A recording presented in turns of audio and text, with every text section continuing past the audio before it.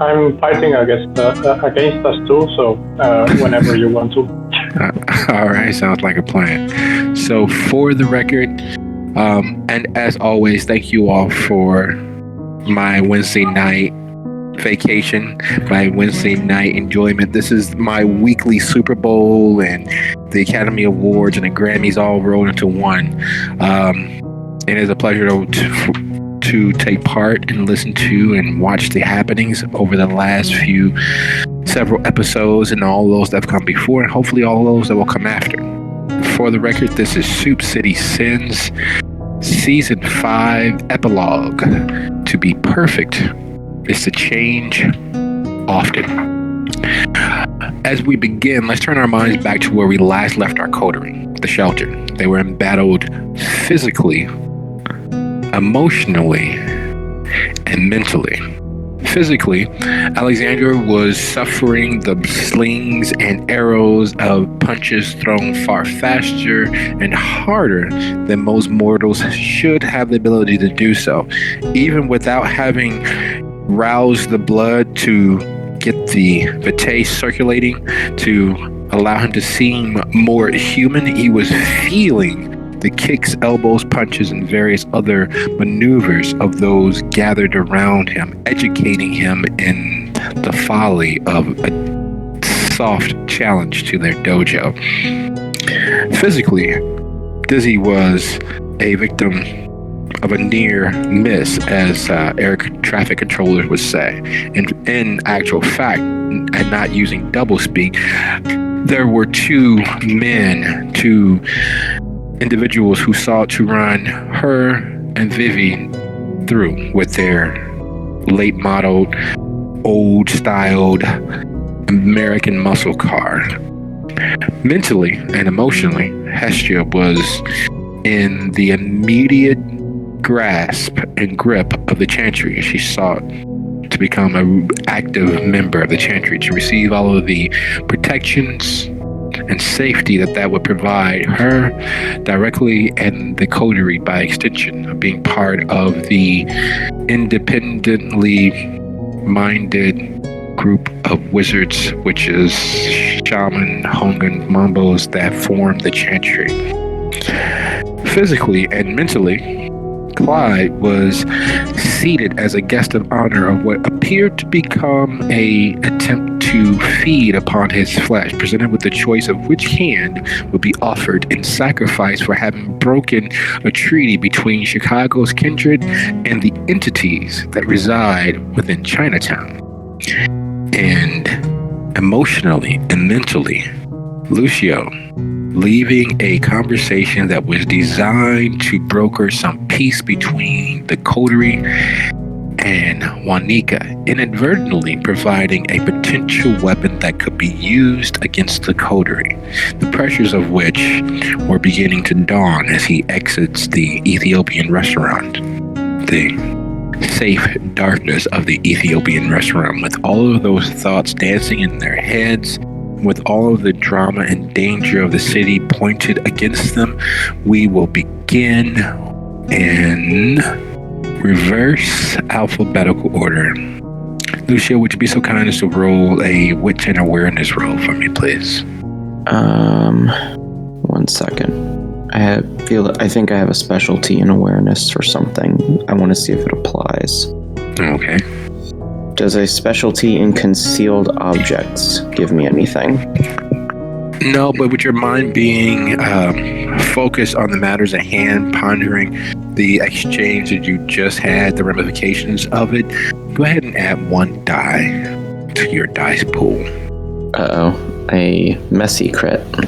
Oh.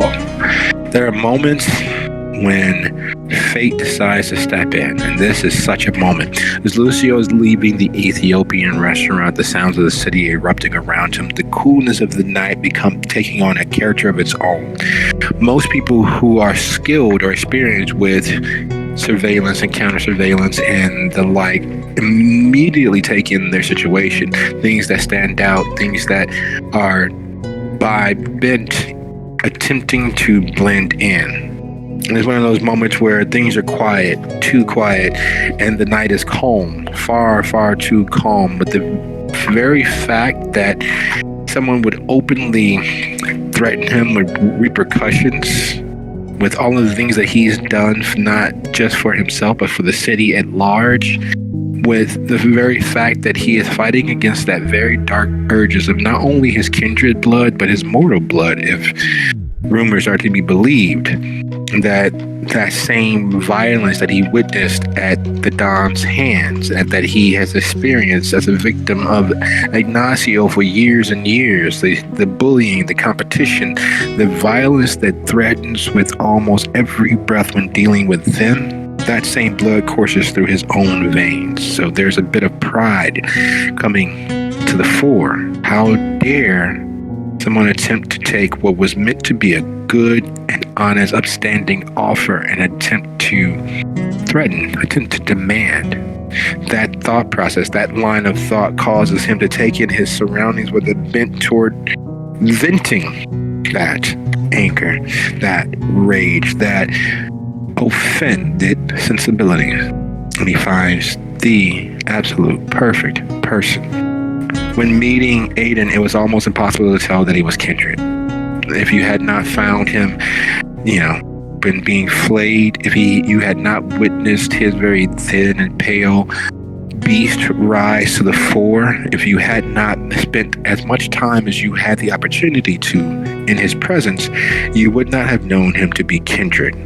But having spent that time, having found the remains of the slaughtered Thin Bloods, Dustborns at the Haven, Lucio knows, and he knows what he knows. And the fact that there are 3 of them carefully attempting to seem homeless, attempting to seem innocuous, and knowing what he has heard from Aiden's own lips and watching the app in process, it angers him that these Dustborn, these ne'er-do-wells, these people have the unmitigated gall to be following and watching him with the beast on your tongue and dancing just behind your eyes.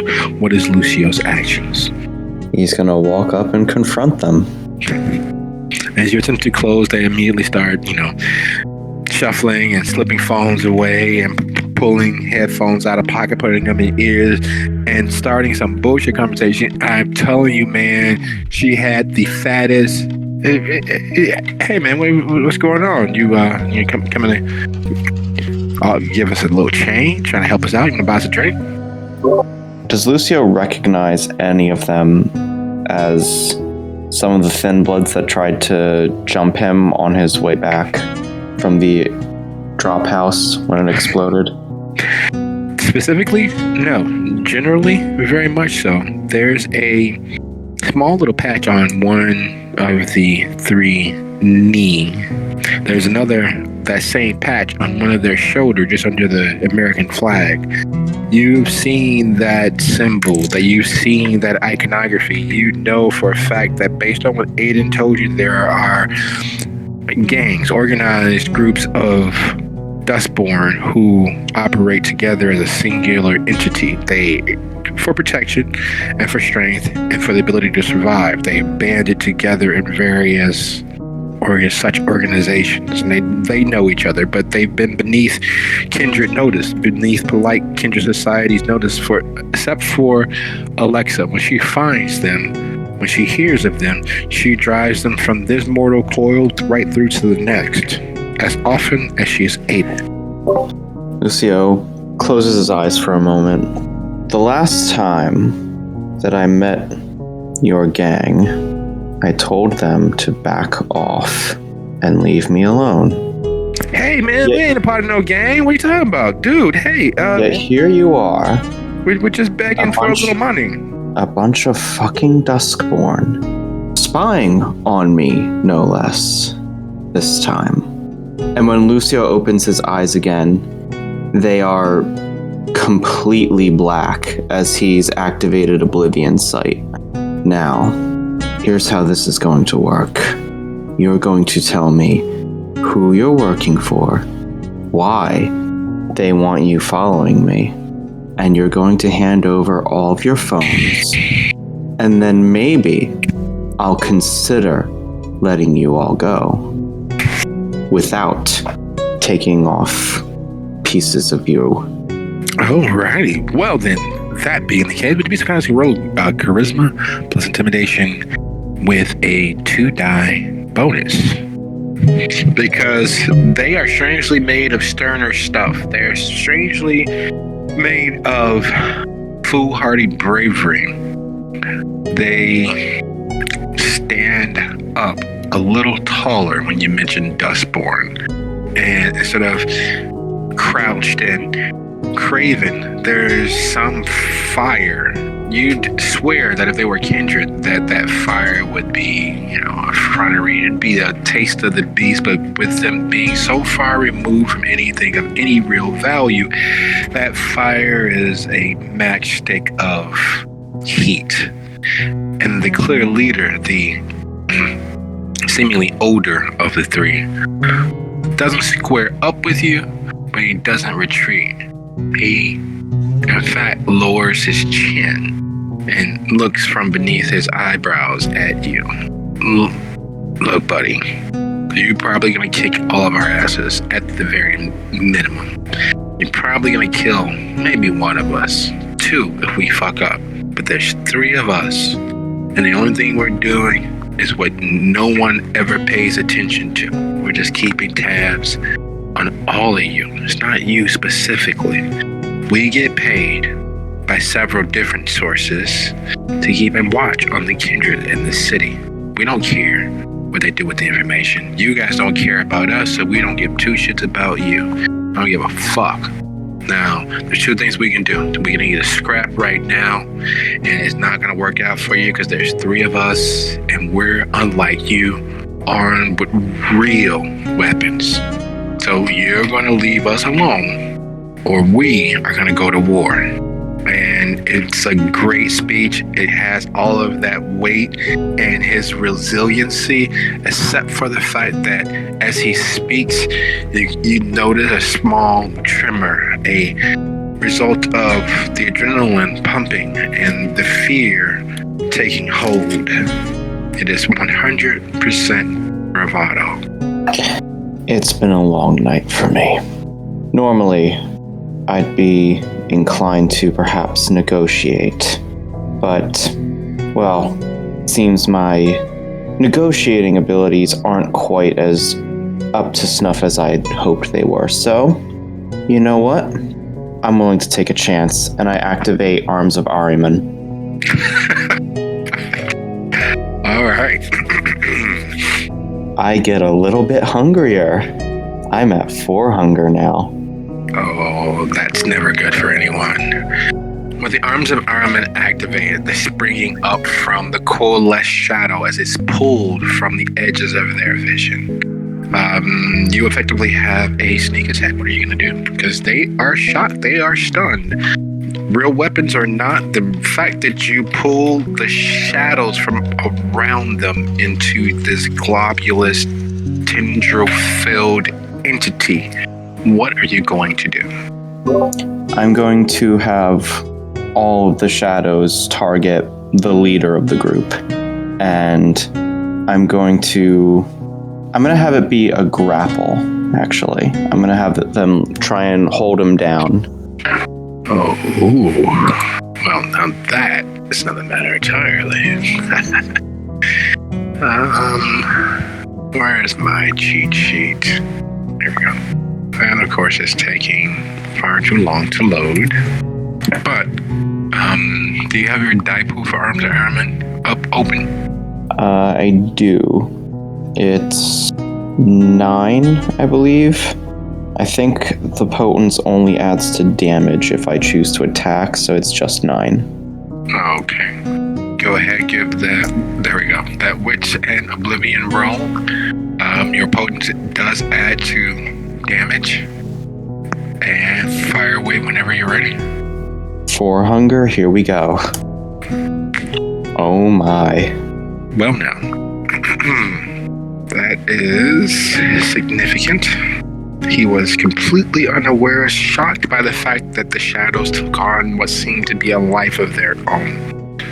Shocked, wide-eyed, and as the shadows descend upon him, holding him to the ground, there is a sickening crack as, well, resisting though he is, and you willing the shadows to hold him still, causes what would be in a human a complete severing of the bone, a complete clean break. Unfortunately, he's not specifically human. He is, in fact, Dustborn. He does, in fact, have a relative tolerance equal to an actual being that is dead.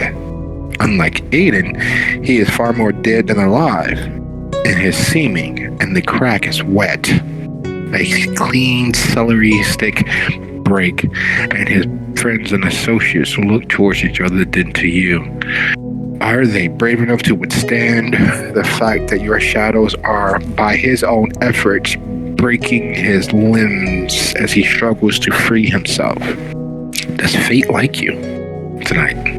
Trembling and with all due and proper fear of what might become of them, they reach into their pockets and toss their phones towards the shadow between them and you, holding their leader, their senpai, their top kick in a grip that no living person would ever be able to escape. And they begin to run. They turn heels and put knees to elbows as they attempt to make their way away from you as quickly as possible. The screams echo issuing from their leader is unintelligible. It's literally the screams of a person, a being in pain. I'd like, if possible, to have one of the tendrils specifically wrap around his mouth to muffle those screams. Definitely doable. Completely. The moment you begin thinking about him shutting up, the tendrils, because of what they are and how they operate, choose to crawl inside both nose and throat to hold his screams silent. Still having the Oblivion sight active, so his eyes are complete inky voids right now. He leans closer to this Duskborn. Your friends abandoned you. It's just you and me now. So, what was all that about?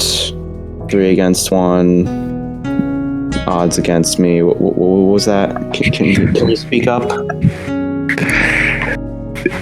If looks could kill, he would be a bomb imploding upon himself right in front of you. Unfortunately, the balance between the fear and the fact that your shadows are literally strangling the life, what little ebbs of life are left to him, the imitation of life, there is not much of a response except for a gag. And as his eyes grow larger, a shadow that is not yours falls across your back. A shadow that is not in your control is at just behind you. And while you don't hear the sound of footfalls on concrete, you realize that there is another entity at your rear. And with that in mind, shifting right along, Hestia, you sit down. Or do you try to remain standing? This room is filled with more supernatural skill and power than anywhere else in the city, anywhere else in the region. These are the 7 strongest remaining Tremere of the primary chantry. You have Dusable and Erichto and Sanche, and you have Norton, and you have several others. And what surprises Hestia more than anything else in the entirety of the world. You also have Portia. Her sunglasses in place, her jacket zipped, and she's sitting, scanning a leather-bound book roughly as thick and wide as the entirety of her wrist. Does Hestia sit, or does she attempt to remain standing? Hold on for me 1 second, because I just realized I had XP, so I was putting things on my character sheet. I did hear that, though, and I'm trying to decide how violently she would react to seeing Portia again. Just give me 1 second.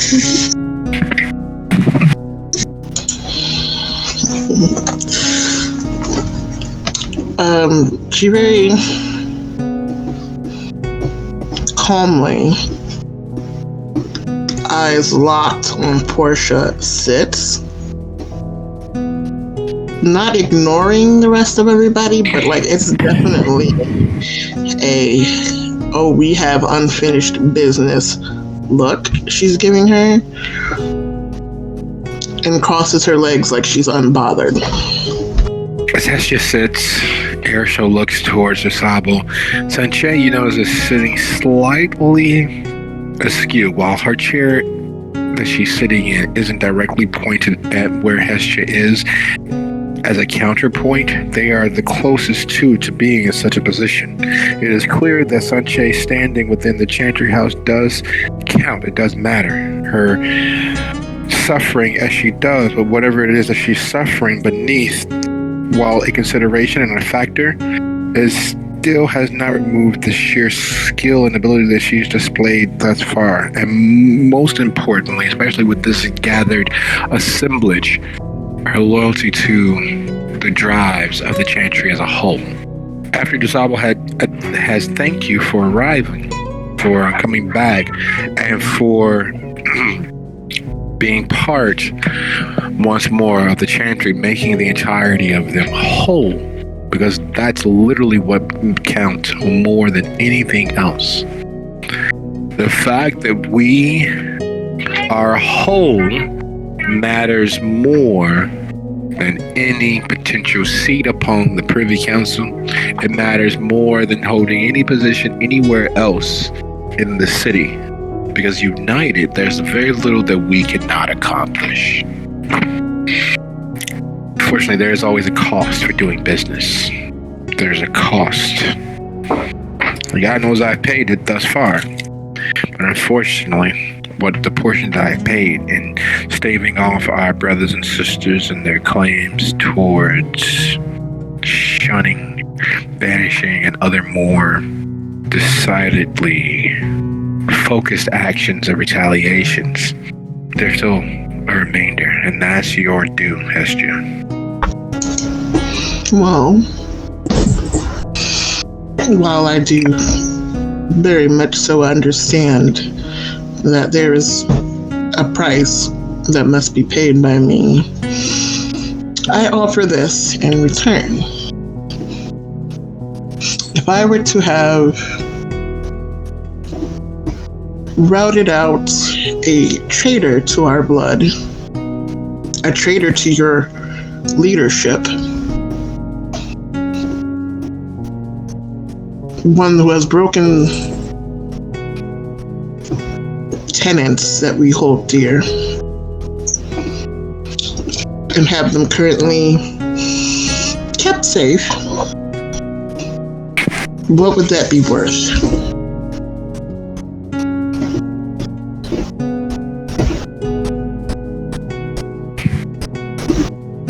Airshell looks toward Usabo. Sunshine looks toward you. She stands up. I don't think it would be worth very much at all, considering because even as a traitor, whoever it was actually here, and you were not. So you are attacking a member of the Chantry from outside the Chantry. While Usabo has always treated it as if you were part of us, you've never been part of us. You've taken our aid, our assistance, and yet you've kept yourself separate as if you think you're better. as if you think you're special. Even now, you're attempting to use us against ourselves for your own cause. Otherwise, we'd be having an Athame tomorrow. Otherwise, I'd be able to explain and show just how fraudulent of a Tremere you are tomorrow. So I say, it's not worth very much at all.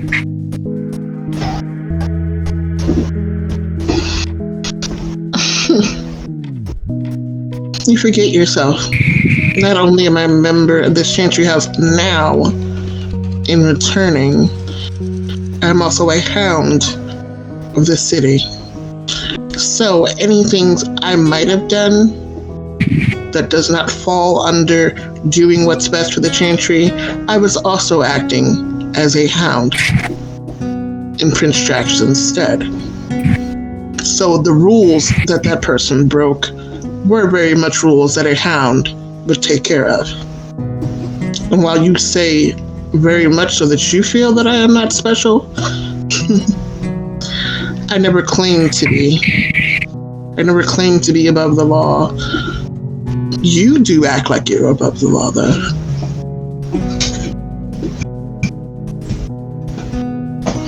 Remember who you speak to.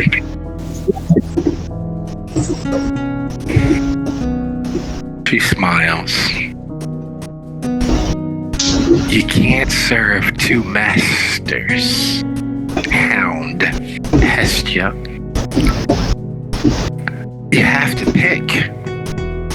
Which comes first? You being a member of Prince Jackson's army of slaves, or a member of the Chantry? While you only have the brain capacity to be one thing, I, on the other hand, have the capacity to be more. So while you say I must choose, I can very easily pull off both. It's not my fault you can't do it. I didn't say you couldn't do both. I merely asked which takes precedence. Which comes first? Which matters to you more?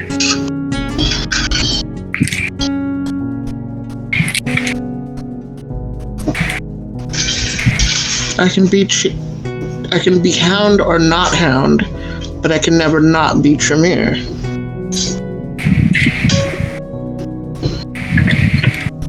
She smiles. My point exactly. You've proven what I'm driving at. You can't say that Tremere, the Chantry, comes first. It never has for you, and it never will. You'll use us and discard us and uphold and kiss. You're pouting because you were denied your little show tomorrow. If I knew it hadn't meant that much for you to try to prove you're better than me.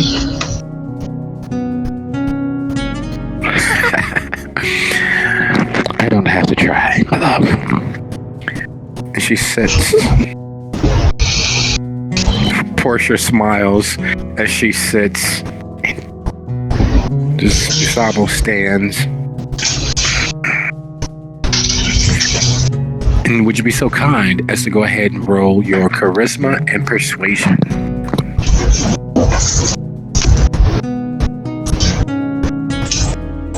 Ooh, okay. I don't know if it's Would the specialty of vessels have anything to help with that, or does that not count? What? I have a note next to my skills for persuasion of vessels. I don't know what that means, so you have me put it. No, unfortunately, you're not attempting to convince anyone to give up their blood. Yeah, no problem. Let's read on that page.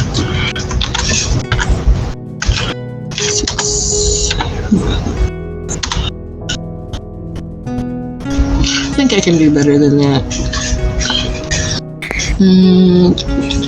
Which one am I pressing?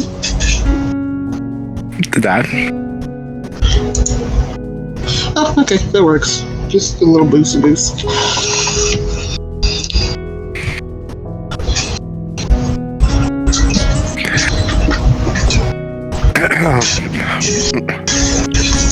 While you have stated your and you've done an admirable job of doing so, attempting to shut down her initial attempts at drawing you into a debate, the shutting down of the debate and proving your point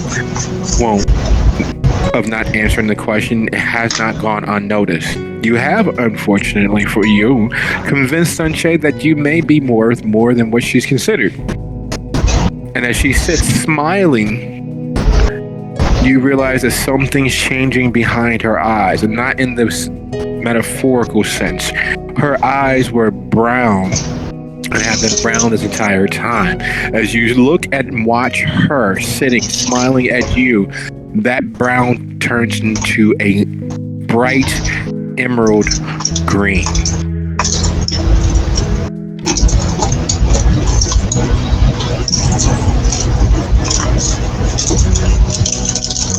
You notice that out of the corner of your eye, you catch motion from Portia as she closes her book and cocks her head. Dusabo, standing at a near midpoint between you two, takes a half step in your direction as if the attempt to shield you is afoot.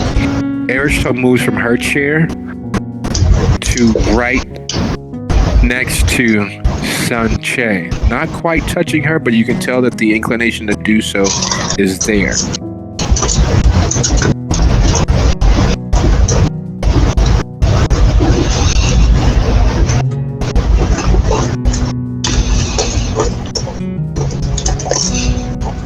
So am I allowed to act, or am I just like...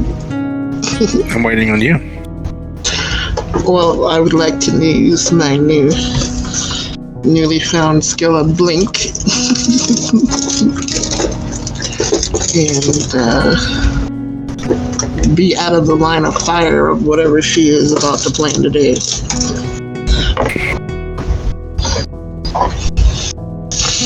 So to do that, I'm going to do a rouse check really quick.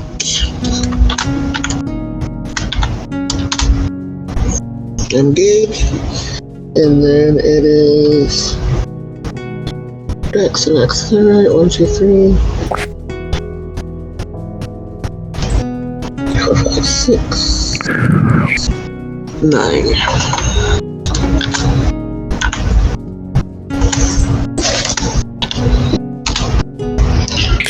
You go from sitting to by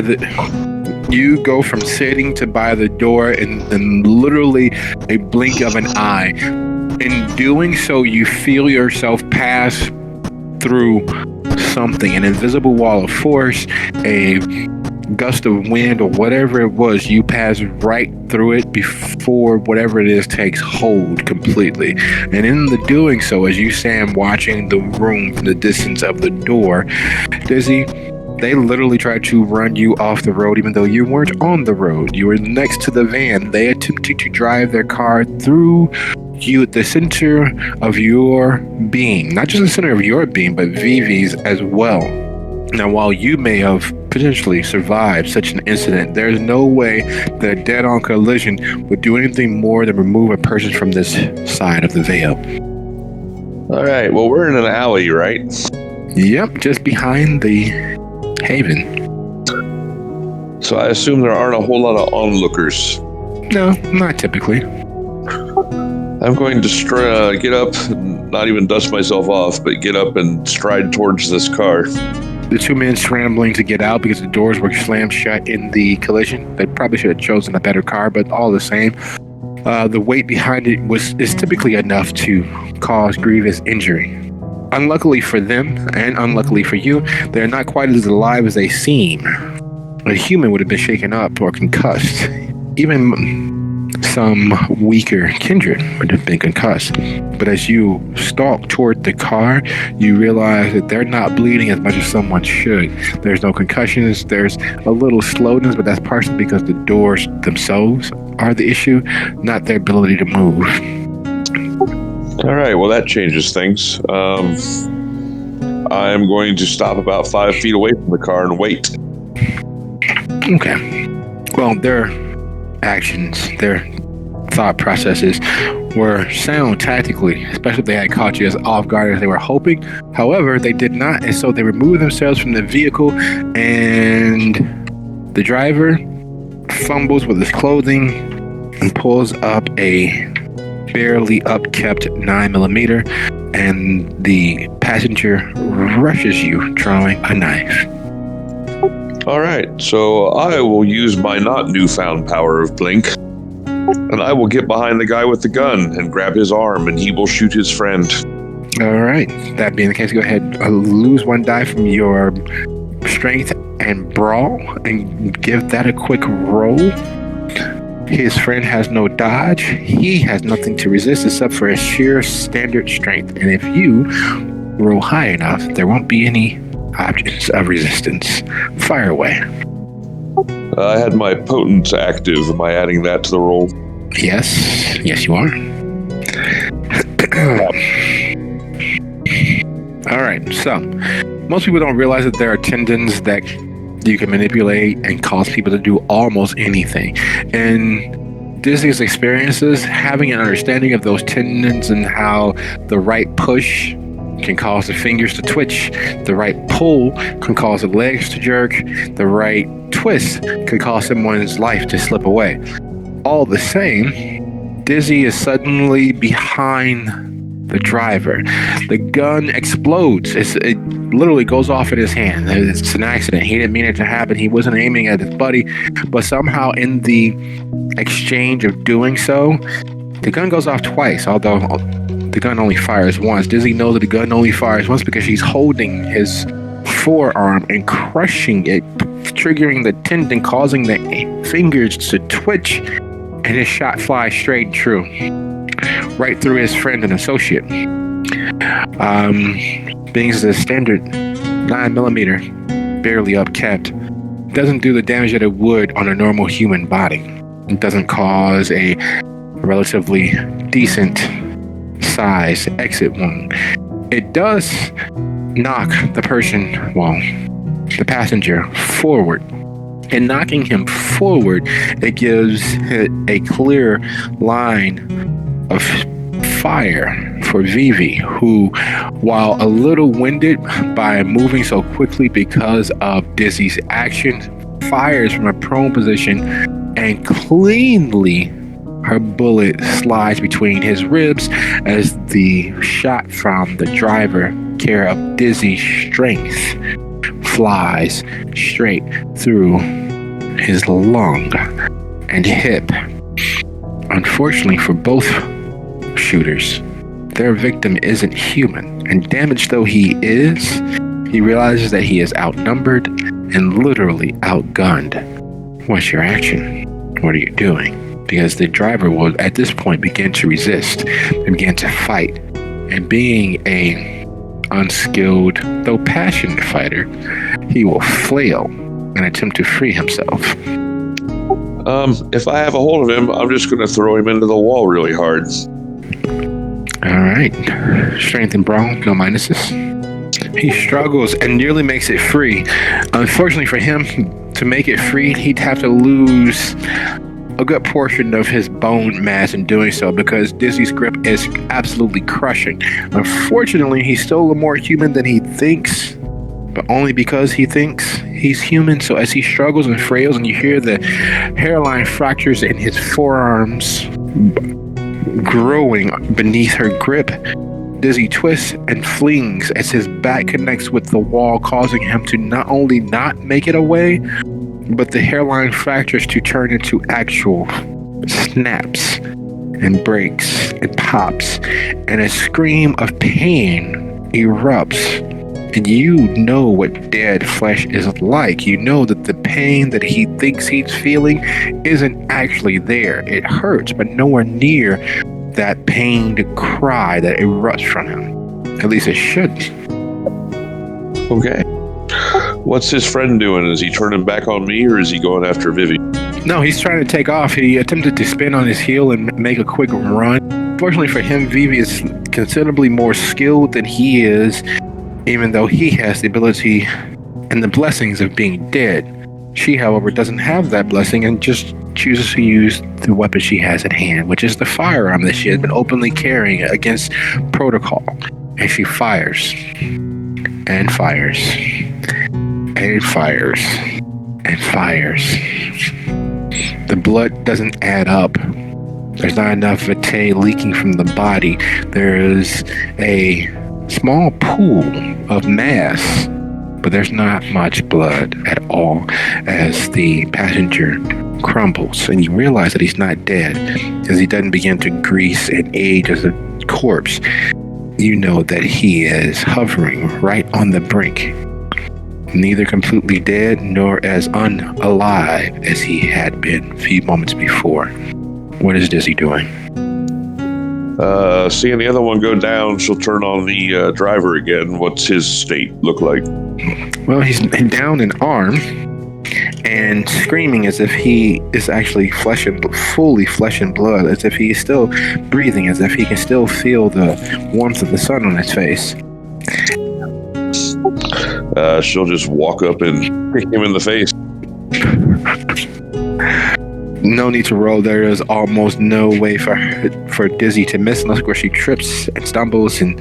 But that combination of errors is not something that's typically in her wheelhouse.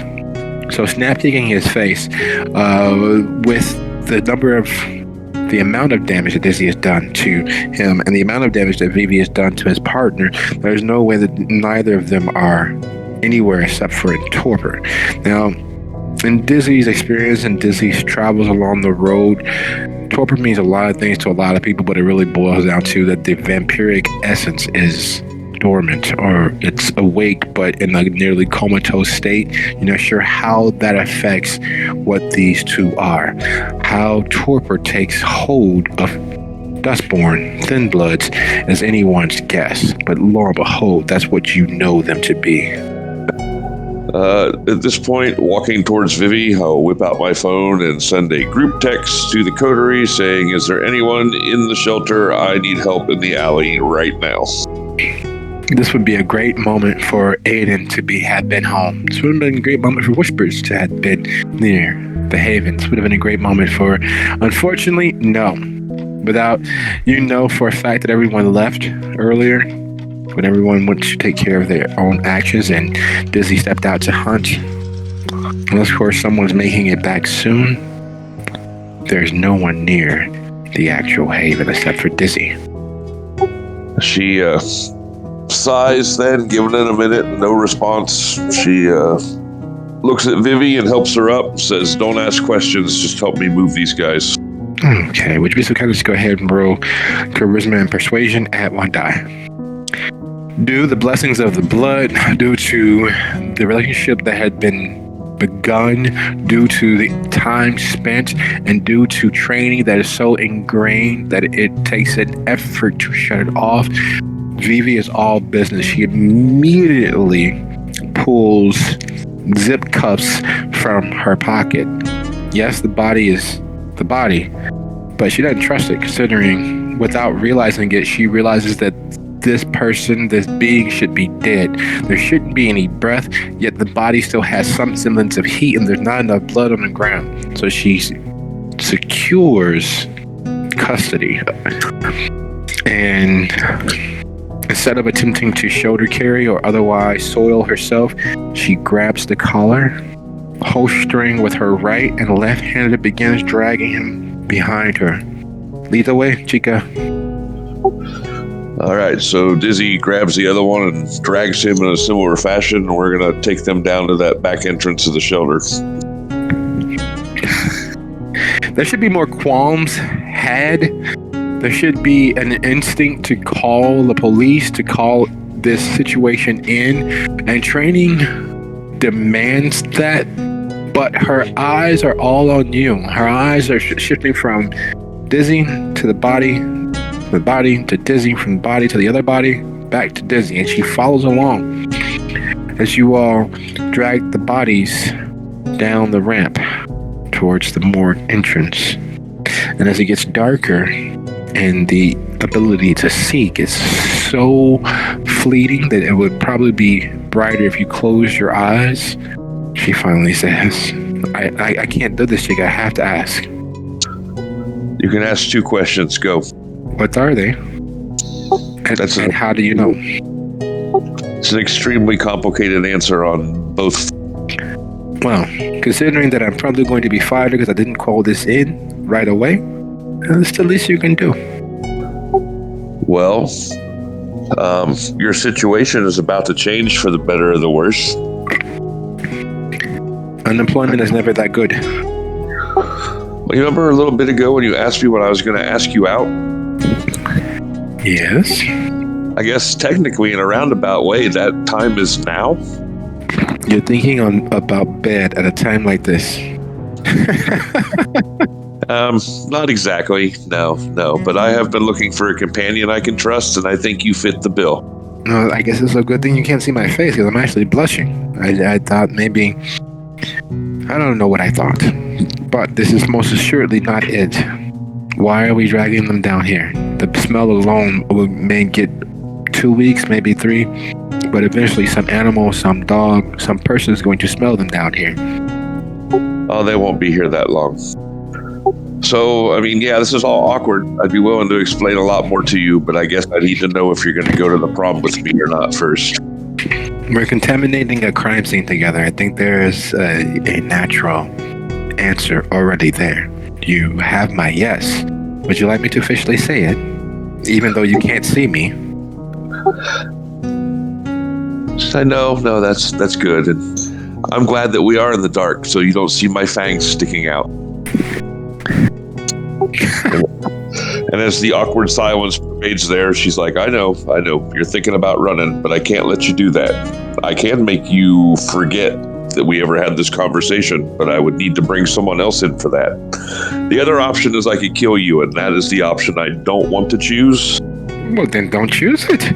I'm not thinking of running. I'm thinking of lots of other things, but not running. You know, growing up, my favorite book was by Poppy Z. Bright. I think I read that book. So they're not going to be here because you're going to, drain their blood, eat their flesh? Well, I'm probably going to wake one of them up when I have friends around and ask them why the hell they tried to run over us. The other one will just be disposed of. That seems fairly pragmatic, but why? I'm sorry, I already asked a question, so I can't ask anymore. Where do we take them? And yes, you guys are still standing outside of the morgue door because you haven't taken her through yet? Well, if the door's open, I will open it. It takes a little doing to find the correct latch to lift it because it is so dark, and unlike usual, you don't have a car or someone with their phone out right now to light the way. So feeling around in the dark, letting go, you slide the door up, and the ambient light from its side changes the tunnel from near complete pitch black to worse. It makes everything in the secret tunnel, the ramp down to the morgue, seem ghoulish and garish. And as you slide the doors up so that you both can carry your partials into the morgue space, there's a soft smile on Vivi's lips. It's not quite the insane Richter's grin of someone losing their mind, but it definitely has a little bit of mania to it. She's like, all right, so you can just drop yours over there, and you might want to close your eyes for this next part. No, I don't think I will. I need to see this. All right, so Dizzy maintains eye contact the whole time as her fangs extend, and she lifts her wrist slowly and bites into it, and then offers it out to Vivi. It's not as disgusting as you think. You actually will probably really like it. She breathes, and you've seen it done before because 2 of your members were former service members. They actually served in the armed forces, and so it's tactical breathing. It's psyching yourself up to deal with the adrenaline and the crash of a very stressful situation. And she and dives forward. Not physically, not actually, but you could tell that she is literally leaping off of a cliff at this point. She is literally accepting and embracing with both hands whatever is to come. All right, and I will press my wrist to her lips as she moves towards it. I will tell her there are a lot of benefits. There are some drawbacks, but we'll cover that later. And as she dives in and begins accepting the blood, it is no small feat for most people to drink blood. It is, one is not filling, no matter how much you drink. It's not quite the same sustenance as drinking water or even alcohol. There's a bit of death involved, even just mentally, with the idea of it. Yet it's clear that Vivi has given and accepted the idea that she may very well be like you, whatever you actually are. Because the situation is absolutely insane. In the matter of a few weeks, she has gone from her nice, boring, though staid position to something considerably more. It's almost as if you're confirming that the weirdness and the isolation that she's been experiencing is worth it. And as she looks towards your eyes over your wrist, as she suckles and laps, a smirk begins to form on her lips. And while that smirk forms on Vivi's lips, Clyde, the choice is yours, dead man. Right or left? I'm gonna burn a lot of blood right now. I'm gonna make, I think, two rolls. One for increasing my manipulation, and then one for what's it called? Mesmerize. Okay. Oops. That, so 2 successes, and one for mass manipulation. Okay. Okay, one failure. Well, that's very nice. All right. So I look up directly in the eyes of this person. Yes. And, the manicure. Yeah. I say, don't you remember? You said you have information for Jackson. You asked for a trusted messenger. You gave assurances of safe passage, and you will not go back on your word. And then I'm guessing I have to roll manipulation plus dominate, which is okay, 6 successes. Very nice. Luck be a lady.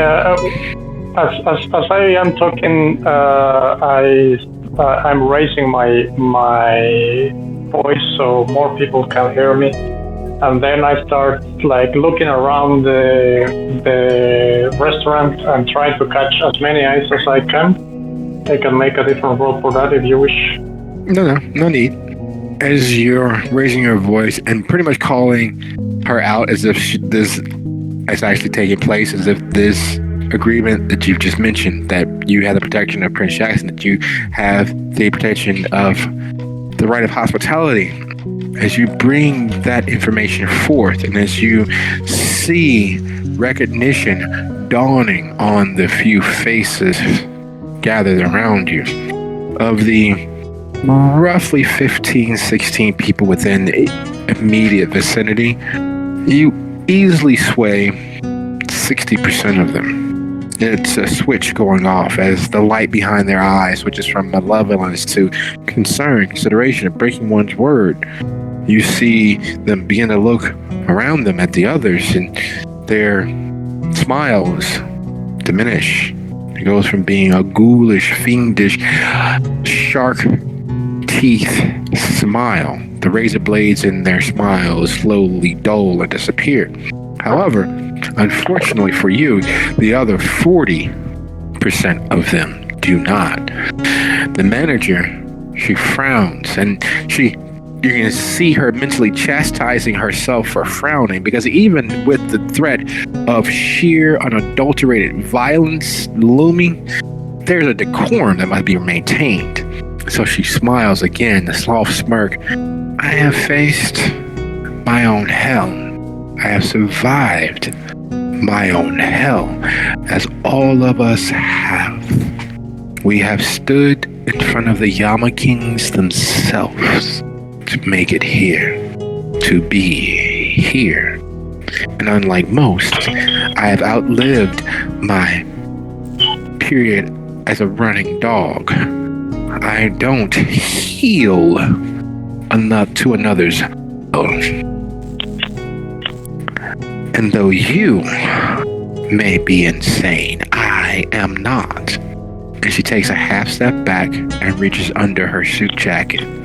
When she does, both hands behind her, she takes what is literally a fighting stance. It is a forward horse, and she draws 2 butterfly blades from her holstered sheaths.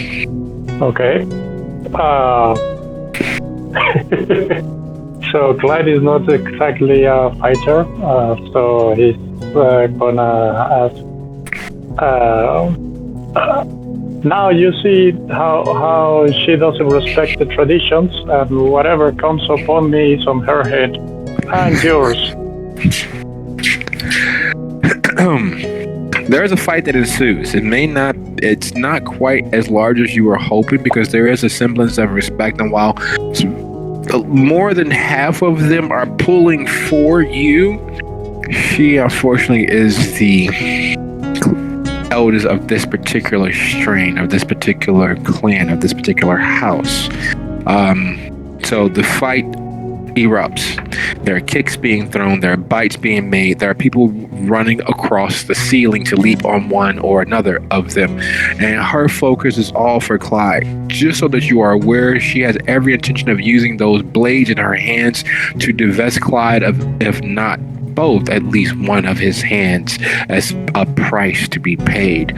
What is Clyde's action as he sees the chaos erupt around him, tables being flipped, blades being used? There's the unfortunate resounding thunk and wet sticking sounds as blades make their way into flesh. The faces of the gathered, you realize their teeth, while some of them actually have the simple viper-like fangs, most of them have rows upon rows of teeth in their mouth that are 100% monstrous. I'm gonna try to run or strategically retreat. Whatever is fine. All right, so that being the case, go ahead and roll your dexterity and athletics.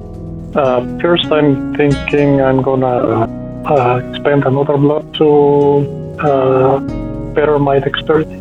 Okay. So this is an excellent roll.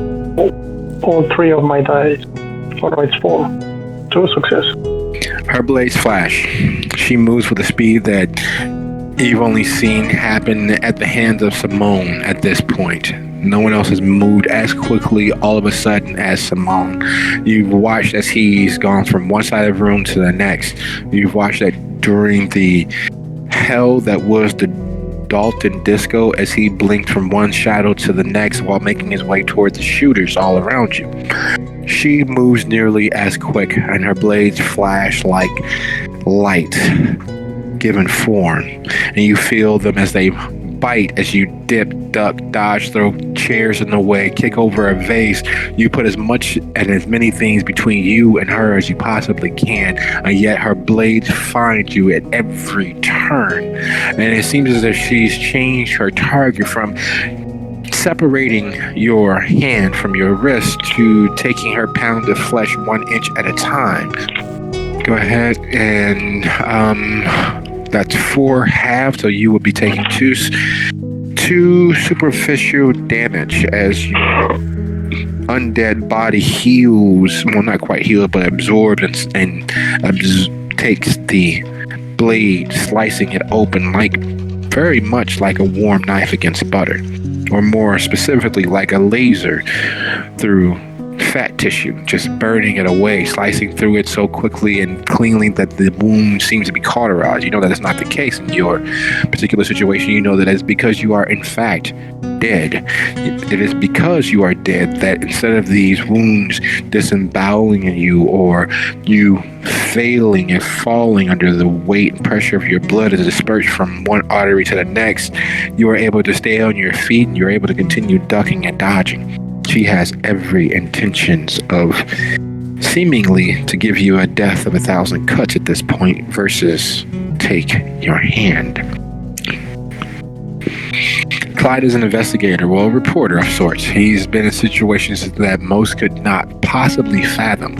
And so his mind is always working. Would you be so kind as to roll wits and insight? Yes, sir. 4 successes. They didn't see you when you first got here. They didn't even notice that you were here. You snuck in from upstairs on the 2nd floor. What changed? Then it dawns on you. Oh, the blue token. Or the ghost blue, or what's his name? Yes, Blue. Your boy, that's your boy, Blue. Yeah, so I'm screaming like, get away from me! Oh no! Oh please no! And then I probably on an instinct reach into my pocket and take out the token.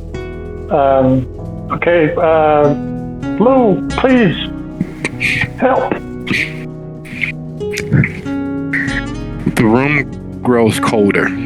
And you see that touch of cold, that darkening of the light causes a small pause. And as they pause, looking from one to the next, prepare for something worse or something larger or something more definitive to come from the shadows around them or what have you, Blue is there on your left as you hold the token like a charm, a shield against what is happening around you.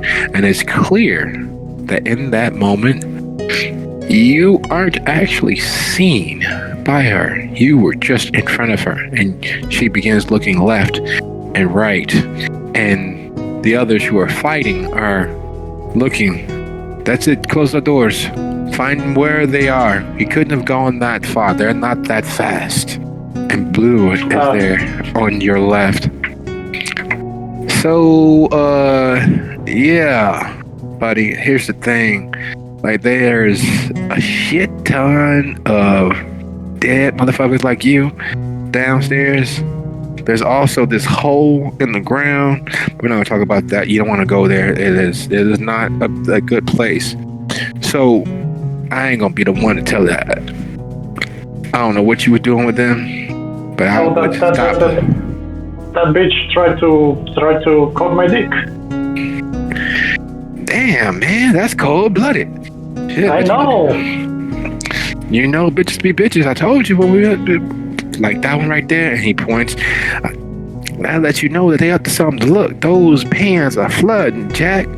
You can see his socks. Who wears white socks with black pants? This motherfucker here, I tell you, this ain't the best place. Yeah, my man, Mickey Mickey G. he kind of pulled it off, but right now we need to get out of here. I'm thinking maybe upstairs, find some window. Yeah, or you can use the delivery door out back. Of course, you know that's almost as bad as trying to go out the front door. They got what do they call them? Them Sharpays with the big ones that have heads like lions, but are really wolves. Oh no, fuck. No, let's try to find a second story window or maybe the roof or something like that. All right, would you be so kind to go ahead and roll your dexterity and stealth for me, please? Okay. It's only a turn that It's a scene. You're good. For your rouse, it's a scene. You're good. Okay. You're still roused. So let me check my still. Okay. It took you a minute and a half. It took you a minute and a half to cover upstairs to bypass the dining areas upstairs and the offices and have a rough idea mapped out as to where you were before you made your way down here. It takes 15 minutes doing that same step in reverse, because even with being nearly imperceptible to them, nearly is not absolute, and you find that as she begins sniffing the air and fanning her hand out in front of her, and then the others start following suit. So while you are nearly imperceptible to them, your vitae, though not explosively all over the place as if you were still living, has still leaked. The vitae that was nearest your surface, with you having roused to increase your physical grace and dexterousness. So that hint, those few droplets of vitae, is enough to perfume the air, and they begin to use that in an attempt to track down where you actually are. Luckily for you, you are an experienced sneak, an experienced peeker, someone who has spent a lot of time watching others, trailing others, asking questions that no one dared. And 15 minutes later, you're easing out of the window on the second story, back the way that you entered. There is a hair-raising howl coming from further west over 22nd, further into Chinatown. How are you seeking to make your way away? Is there like a train station nearby? Yep, there's a red line right there. Yeah, I'm gonna try to go to the metro. All right, so as you make your way to Chinatown entrance of the red line, then you are using your go card to slide past the turnstile. Alex, you've been in rougher situations before. Of course, the last time you were in a situation like this, with overwhelming force and odds stacked against you, you died. You ceased to be the same thief you were. You ceased to be the same person you were. You died. The Hakamites, the children of Akim, took you after testing your mettle, after putting you in a no-win situation with only one way out, and that way out was death. It brings back all sorts of very unpleasant memories. Crouched as you are, huddled over your victim, your sparring partner who gave his name as Avrin, you are being pummeled. You're being kicked. You're being punched. Some person is attempting to nerve strike you. Thankfully, your flesh is no longer living. But the last time you faced overwhelming odds of this magnitude, you died. What are you deciding to do? So I'm still, like, conscious. They haven't beat me in a torpor or anything. No, they haven't. They've only, in truth, only connected twice. You're able to defend and block and cover and roll and absorb and turn a blow into a glancing blow. But surrounded as you are, there's only a matter of time. And the one time you were actually hit, you actually felt it. Do I still have a hold of the guy with my sparring partner? Yep. He has not managed to free himself, though he doesn't stop. At this point, he actually isn't just taking it. He's attempting to roll free and get free of you, instead of just keeping your attention focused on him. Do you think it'd be too impossible to try to use him to start hitting people? Well, you know what they say. If you can dream it. So, do you have potence? No, I'm just pretty strong. I don't have any dots and potence. Okay. Well, in that case, knowing what you know, using leverage, using momentum, if you would be so kind as to go ahead and roll your strength and Malik for me, please. Alright, let me just check my sheet real quick. Well now.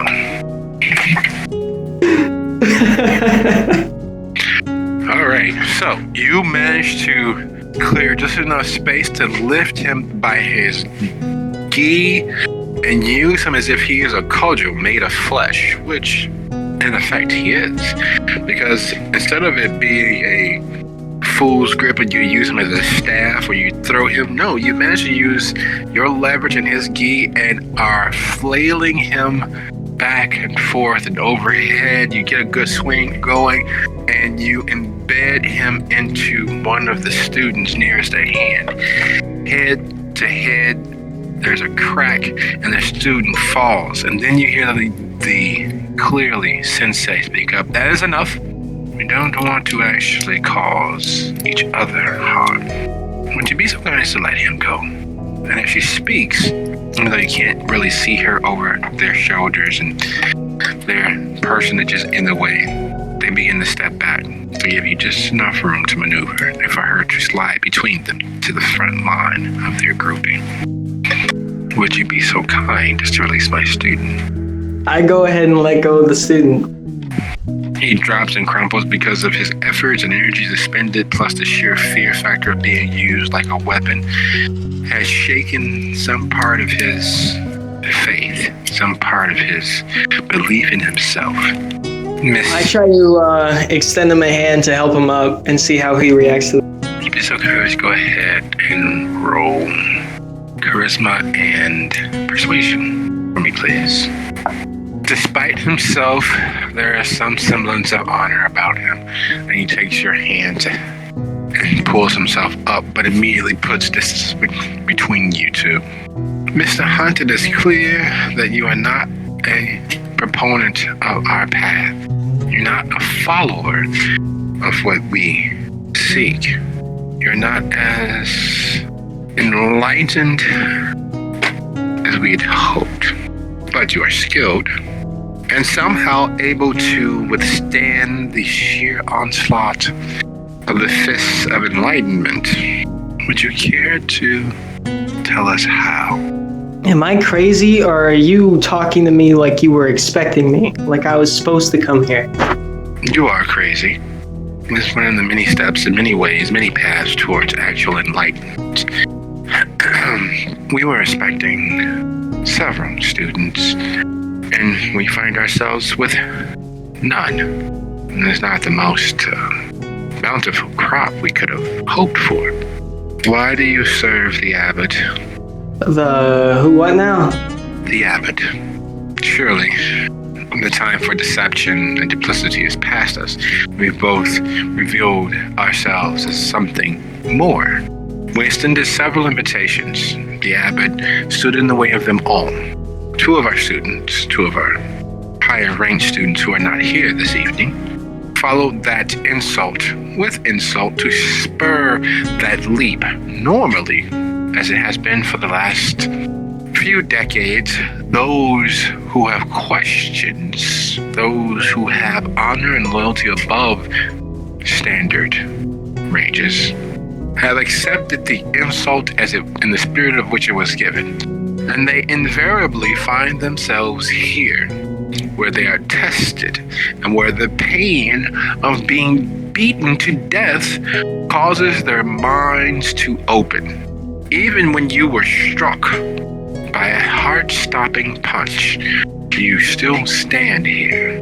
You are not breathing. You're not sweating. And your mind has not opened. So, Mr. Hunt. I don't know, maybe I'm not the crazy one here. You guys are talking about death punches and beating to death, but honestly, that just felt like Tuesday, you know?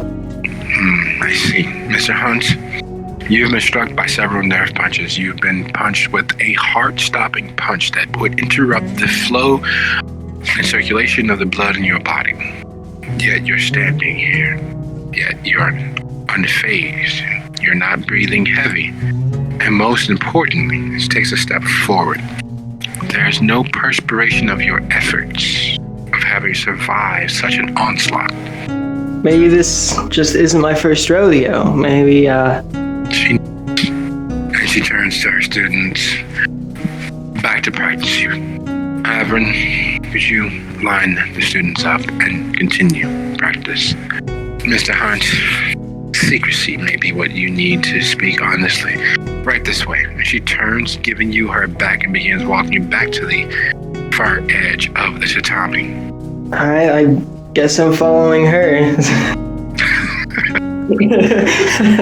As you all walk across the tatami, she slides one of the wall panels aside and steps into a space that is a half a step up and leading further back into other spaces. And when I say that she slides the wall panel, she literally places her hand against the wall and pushes, and the wall opens. Right this way, Mr. Hunt. Do you follow? Yeah. I'm looking for answers, and this looks like the path to take me to them. As you follow into the wall with her, it closes behind you without her touching it. There are many things in the evening, in the night, in the light of day, all around us. There are many mysteries that deserve to be solved, and many more that never will be.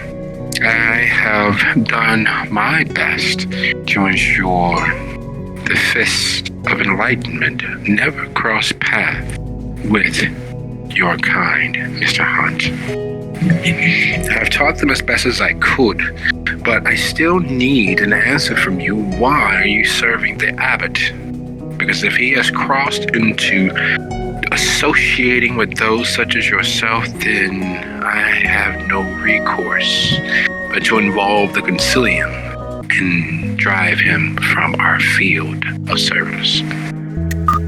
Alright, look, if you want a straight answer, the abbot doesn't know I'm the way I am. He doesn't even know we exist. He was just an old friend of mine, and I saw on the security footage that you guys attacked the temple, and I wanted to figure out why you're attacking the temple, and if you attack other religious organizations, or if you're specifically targeting this temple for some reason. We are specifically in this instance attacking the abbot and his interests.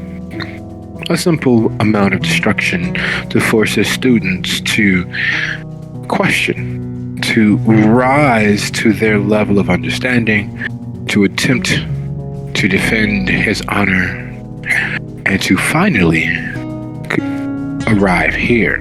There's a natural process to this, and you seem to be interrupting it.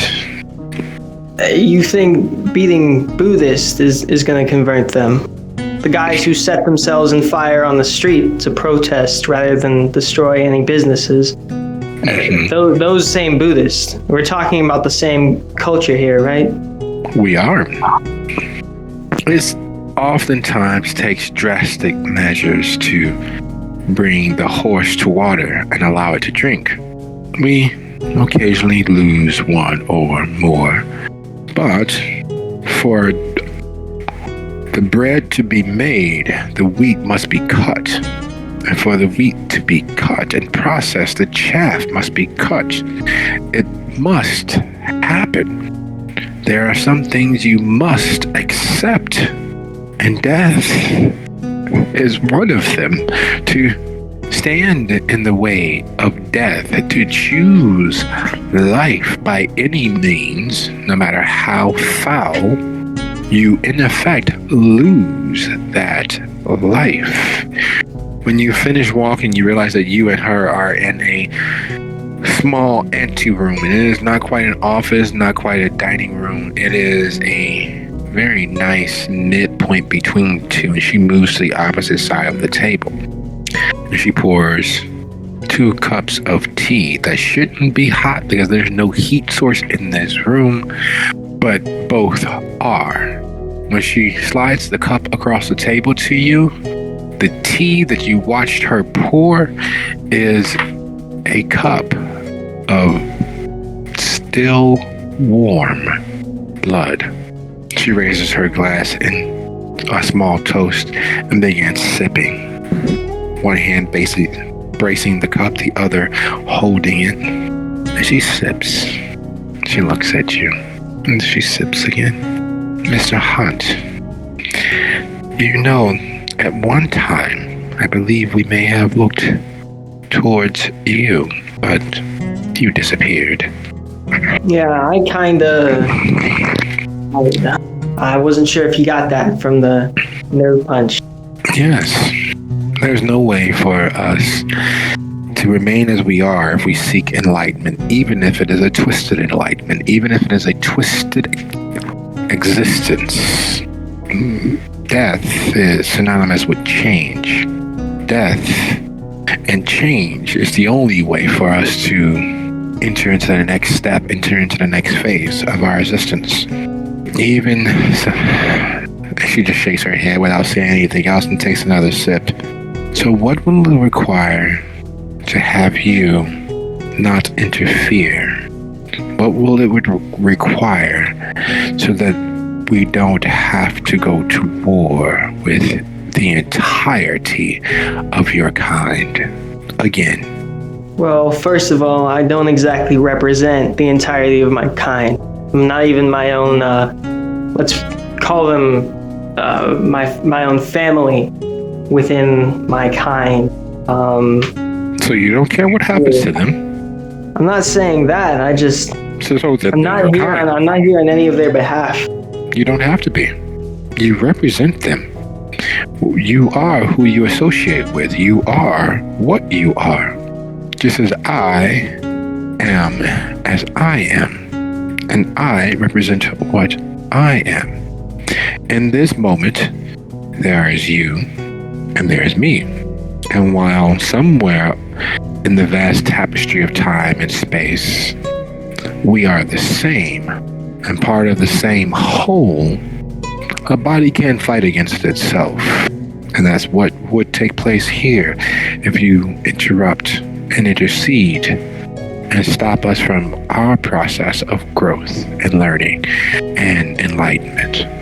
It's a challenge to the very foundations of what we are. And it's a very challenge to us in our attempt to awaken the sleepers, to bring those who have the potential to question the very foundations of reality. And if you were so violated, if the very foundations of what you are were disrespected and challenged, what limit would you go to right that? I think I know where my limits. And what would be your limit? If, because of our conversation here today, I, instead of sending 2 students, instead of the express understanding to rile, to anger, to drive them to action, to poke and prod, to prompt them to step beyond their steps of comfort, to step outside of themselves. Instead of sending 2 students, I send 10 with the idea of ending the life's path of anyone who stands against them. I send 10 students to challenge 1 temple and 1 dojo after the other until there are no members of your Abbot's association. What would you do? What would be your limit? Look, I don't think you want to do that. I do not. I like our path of enlightenment. I like having members of the Abbot's teachings of his temples come visit us and find their true selves, their selves that they had not believed possible. I enjoy and take pride in watching as they bend the will of the world as it is and as it could be. I enjoy watching as they awaken to the realities, all the many facets of it that they can affect. But if this process is ended, if there are no further students, if there are no further sleepers, if there are no further seedlings seeking to sprout into large trees throughout time, then perhaps it is time to turn the field, to turn and leave it fallow so that something else might grow. More seeds might come eventually. But sometimes you have to start a fire, destroy everything so that new life can grow. Look, set aside my nature for a second, because that has nothing to do with why I came. You're causing trouble, financial, physical, or otherwise, to innocent people in the area that I stomp around. That's something I normally don't abide. As long as that's not happening, I'm not trying to interfere with your operation.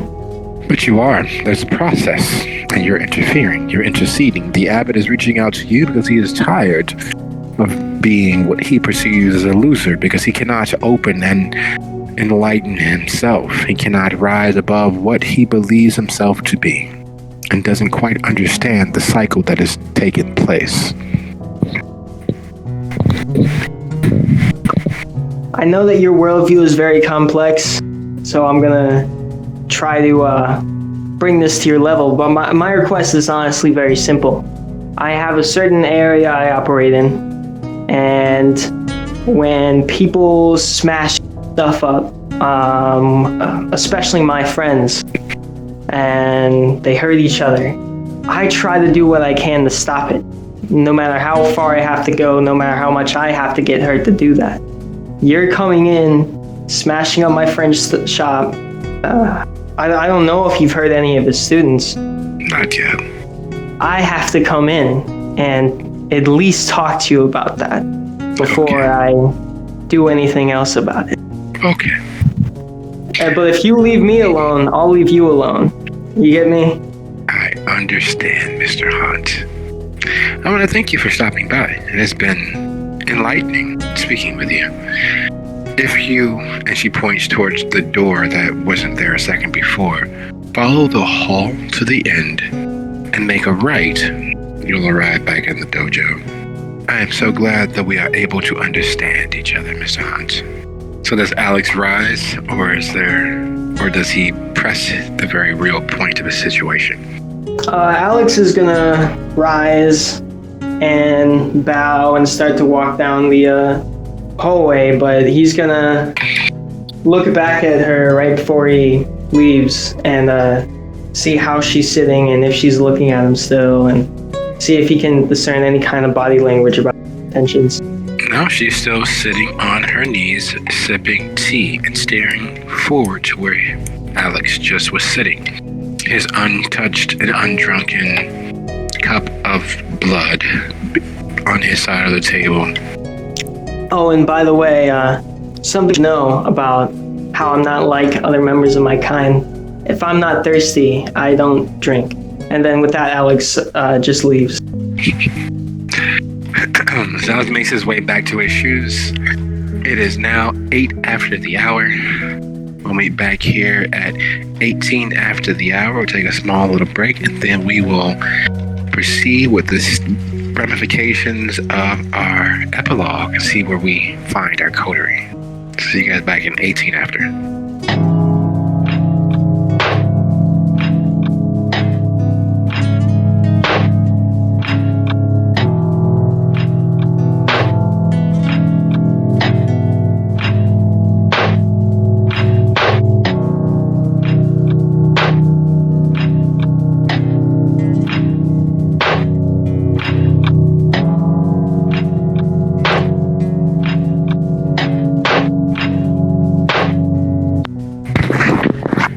Folks, who's back? I'm here. I'm back. Excellent. So, with our situations all situated, all begun at least, where we know where Clyde is headed. We know where Lucio is headed. Do we know where Alexander is headed? He's gonna check out his phone real quick and see if he has any text messages. Oh, he does. Dizzy, would you be so kind as to remind everyone what the text she sent states? I believe it said if anyone was home, I need help in the alley right now. Well, I guess I know where Alex is going. Alright, so, being as he's roughly across the city, it's going to take him about 30 minutes to get home. And while he's heading to the group haven, and Clyde is heading to the group haven from his location, it's about 15-20 minutes. And Lucio is walking about that same distance from the haven. Hess, are you still here? Yep. Excellent. So, with the situation burgeoning as it is, and it's clear that of the 7 most elite members of the Chantry, their focus being on Sun Che, what is Hestia choosing to do as her phone vibrates? Well, I'm kind of feeling like it's not smart to take my eyes off of Sunshine, but I'll take a quick glance. Seeing what it says, it's kind of a soft crap, but I can't necessarily leave this up in the air right now, and plus me and Portia have some stuff we need to handle. Okay. So focusing in on what's happening, is Hestia taking any other steps besides keeping distance? Is she seeking? Is she searching? Is she trying to figure out what's going on? Well, she would definitely try to figure out what it is she was about to do and what that weird feeling of a bubble closing was. All right, would you be so kind to go ahead and roll your wits and occult for me, please? Oh, well now, there are rumors that abound that Sunche is insane. There are instances that Hestia has witnessed a seeming switch being thrown previous to now with Sunche. For instance, her conversation at the Haven, her attempt to focus in on Clyde when she visited, the calming touch that Erichto used to bring her back from the edge. You have never before been in the presence of something as repugnantly evil, and the presence so devoid of any semblance of humanity, any semblance of human emotion. Even when dealing with Forcipulus, there is an avarice, a need to feed and consume on the emotions around him. There is a want there that is almost human in its drive and its goal, even as Forcipulus thinks almost alien to how normal, average humans and even kindred think. There is still that want for continued existence. Whatever it is that is possessing Sunche does not have those concerns. It will consume the entirety of her and everything else around it. It is such an alien, overwhelming feeling that Hestia knows that the rumors of Sunche being insane are not true. There is an entity there, and it has nothing to do with the continued existence of anything else. And just like dominoes falling into place, the reality of what the Chantry is doing settles. Erichto acting as a bridge to allow Sunche to remain present, while the entity consumes her from within. They are literally using Sunche as a lock to keep something else from making its way across and taking full control, which explains why Sunche is the equivalent of bringing a nuclear weapon to a gunfight. It is the combined might and skill of those gathered as they erect a circle of protection around them and her to force whatever it is back into Sunche's subconscious. There's definitely a moment of head tilt and a, well, that's interesting. going on in the back of my head. Do I have any idea what I think it might be, or something that would put them on this much alert? There are many things, many names for species, but they are things that have never existed in this world. They have access to it by crossing the veil. Some call them jacklings, some call them greater Numina, some call them creatures of the Feywild. It is that and more. Which facet of that sort of entity is up in the air. But it is clear that it is their combined might and them working together to keep it at bay that has kept the peace as long as it has been. Okay. Does that feel like why they wanted me to come home so bad? Because they need my extra strength added to that to keep it at bay? Or were they hoping that I would be the new battery? That's a good question. Either one of those could be the reason, but it doesn't quite feel right. Dusabo literally went against the foundational aspects of the Chantry to save a space. Instead of you having to earn a space, he has done everything to keep the others at bay. He has done everything he can to keep anyone from challenging. He has done everything he can to keep a space free for her instead of her having to fight her way in and claw her way up the pyramid. And it's all becoming clear now. Even being distracted and inundated with the pressures of keeping that entity from crossing over, he has still saved a space for Hestia. Which, being perfectly honest, doesn't quite jibe with how she's felt about Dusabo previously. Doesn't jibe with how very much in line with the whole idea of the pyramid Dusabo was previously. It's almost as if he has had an epiphany and a change of life without giving away every other aspect. It's not a midlife crisis, but it's definitely a significant change. Previously, as far as Hestia was aware, he would have been the first to challenge her, the first to destroy her, the first to unman her and prove her to not be worthy of the pyramid. Yet here he has been for the last few years, maintaining a respectful distance while saving a space for her. Can she see him? Like, are they close enough that she could catch his eye? Yes.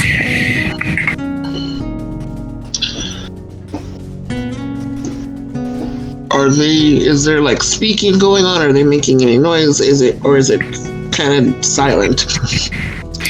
There's a little under the breath chanting as each of them summon forth their skill and ability to maintain this circle and to drive the protection further into Sanche's aura, as it were. Okay, so seeing that we can connect eyes, she looks him in the eye and asks,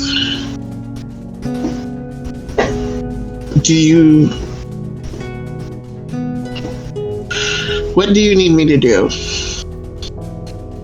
I'm willing to help. This has been a great first step. Perhaps this may have been too much tension for all of our guests. Let us secure Sanche and try again later. As a member of the Chantry, we must come first. So get your house in order, and then we will hold an actual ceremony so that you are reconsecrated to the Chantry. It really is my pleasure, and I'm very glad that you have sought to rejoin us officially. Go in peace. With that, not taking my eyes off Sanche, back through whatever barrier it was completely out of the door, nod to him, and then turn and leave.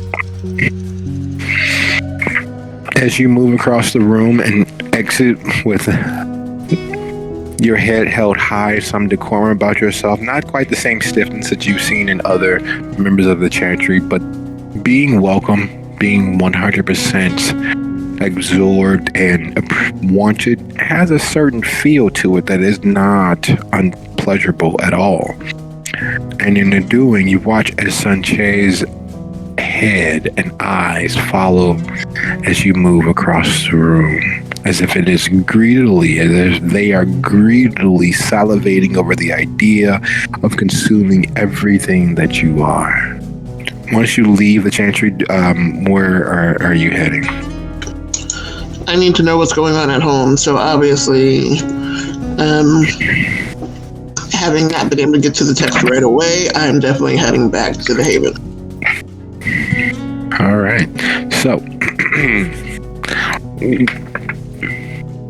starting in, once we dive back into what's happening at the Haven, in order of appearance at your time, it will be Clyde, Lucio, Alexandra, and then Hestia arriving in the scene, okay?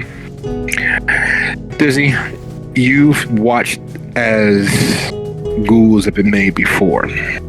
Gaz had a ghoul about 6 years ago. He didn't stay long because Gaz released him so that he could enjoy his family and age with them, and unfortunately die with them. But Gaz's ghoul was interesting.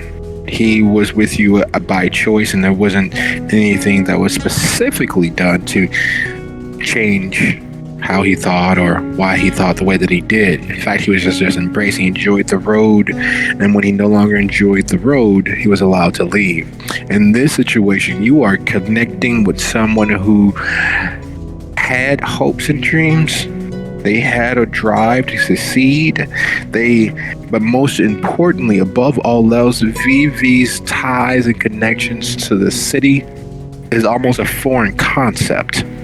The endless road holds no joy for her, but in this moment, in sharing this moment with her, the reality of what she is, who she is, how lonely she is, makes itself clearly apparent.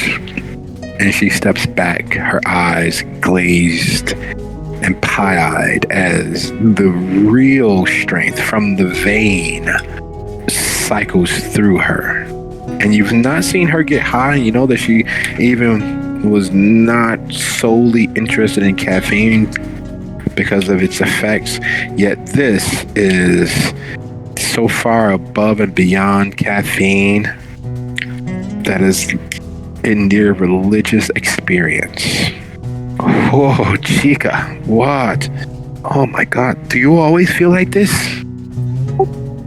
No, I don't get that fun part of it, she says as she licks the wound close. Oh my goodness. So you're going to want to be careful with that, because that's going to manifest in a way that might make you stronger, it might make you faster, it might make you more likable. I'm not sure which yet. To whom? I don't hang out with anybody. Work keeps me. Oh, fucking work. The van. Fucking hell. All right. So I'm dead now. How do we go about this? You don't think you're actually dead, do you? There's no way that I can be alive and feel this good. This is like, whoa. No, you're totally alive. You're good. You're just, you're on me, I guess, and I'm awesome. Oh my goodness, Chica, you. What are we going to do? I don't really have a plan anymore. My jackass partner will be back soon. He's been, and the van is still a mess. And then there's still these two here. And let me guess, they're like you too, huh? Sorta, mostly. For now, yeah, they're like me. So if you just go back to the van and be like, I don't know, some assholes came in here and crashed a car and ran off, would that like fly? Or would there be like more explaining to do? There's always more explaining to do, but I don't think it's going to be that difficult. The car is still there. The van is still there. The blood, however, it's not that much of it, but it's still more than it should be. Yeah, but do you think they'll notice that in the dark? I would. Of course, a lot of things that I would do, they don't. So. Say, yeah, but you're you. Would your partner notice? I'm surprised he notices much. He's a jackass anyway. I'll say he's lying. Okay, let me go take care of this scene. How do I get back out without having to go through that dark? Let me show you out. And I guess I will take her to the front door. As you lead her back out of the shelter, Clyde, you're getting off at the more stop. Yep. I'm probably gonna need to feed soon. Oh, yes. I'm not too bad, but I need to heal some. Yeah. As you're stepping off the more stop, Dizzy is escorting a young lady out of the haven. I'm guessing my clothes are sliced. Yes, Dizzy catching sight of Clyde is not a very hard or difficult thing. It looks as if someone put him into a blender and pulled him out before he was completely mixed into a perfect vampire smoothie. Okay. Yeah, I'm looking over my shoulder to see if there's nobody else here. I see DC and the other girl, and like. Kind of a blank shocked expression on my face, like she said. Are you okay? She's learning. She's gonna be safe. All right. So, anybody following me? Do you see anybody that doesn't track? I mean, I'm not exceptional at seeing things I can't at all see things that don't want to be seen, but I will. And then she will give a look up and down the street to see if she sees something that doesn't track. Besides the fact that he seems out of it and seems as if he should be in the shelter himself, no, not so much. He literally looks as if he's been through a blender. And unfortunately, that's not that odd of a sight this far north or on the red line. It looks like he's someone who's homeless to most people. To you, who realizes that people are stupid, and the fact that he's not bleeding stands out. But for most people, they're either face down in their phone or bobbing to their own music or doing whatever they can to mentally not be where they are and pay attention to their surroundings. All right. Keep your eyes open, and then take care of her, and then let's meet in the shelter. Okay, I'm gonna take her into the alley here, because that's where she's supposed to be. There are a couple of thins in the morgue. I need at least one of them. Whatever. We have like bigger fish to fry, I think. Don't we always? Anyway, they're not moving around or anything. I just want you to know when you walk in there and you see bodies that I put them there. All right. So I'm gonna go into the shelter. I don't want to know, Chica, Vivi says, and turns the head back to the van to begin calling headquarters and getting the crime scene begun. And as she does that, Lucio, you look over your shoulder at the shadow that's closing. It's Juanica. The scuffle, though it wasn't much, clearly caught his attention, and he's looking confused as your shadow dances and moves of its own accord, and as the other shadow of the area has coalesced into its amorphous form. And it's very, very clear that he had not believed the scuttlebutt or the gossip about you and what you were. They've been spying on us. Everyone spies. It's the only way to find anything out. And he takes out a knife. And you can tell that he's mustering a semblance of courage to ignore the fact that you are living darkness, that you are a monster that has been spoken about ad nauseum. Figures you're the Lasombra that Jackson has been in contact with. How could I have been so stupid? And he takes out his knife and he drives it directly into the heart of the thin blood in front of you. This ain't the place for that. I'll deal with him. You give me that bitch. And he kind of motions with his hands toward the shadow. Fair enough. And I withdraw the shadows and end my Oblivion sight. As he lifts the Dustborn up and begins to move towards the Ethiopian restaurant, you realize the difference between how you're viewing the world now and just a second ago. There aren't any spirits. There aren't any ghosts near this restaurant. The church is absolutely across the street is absolutely lousy with them. There's a few shades and ghosts and spirits moving across the sidewalk, but none of them are near or connected with the Ethiopian restaurant. And Dizzy's text comes through. Oh, fucking hell, it's always something. So beating feet toward the shelter, towards the shelter's haven, you arrive.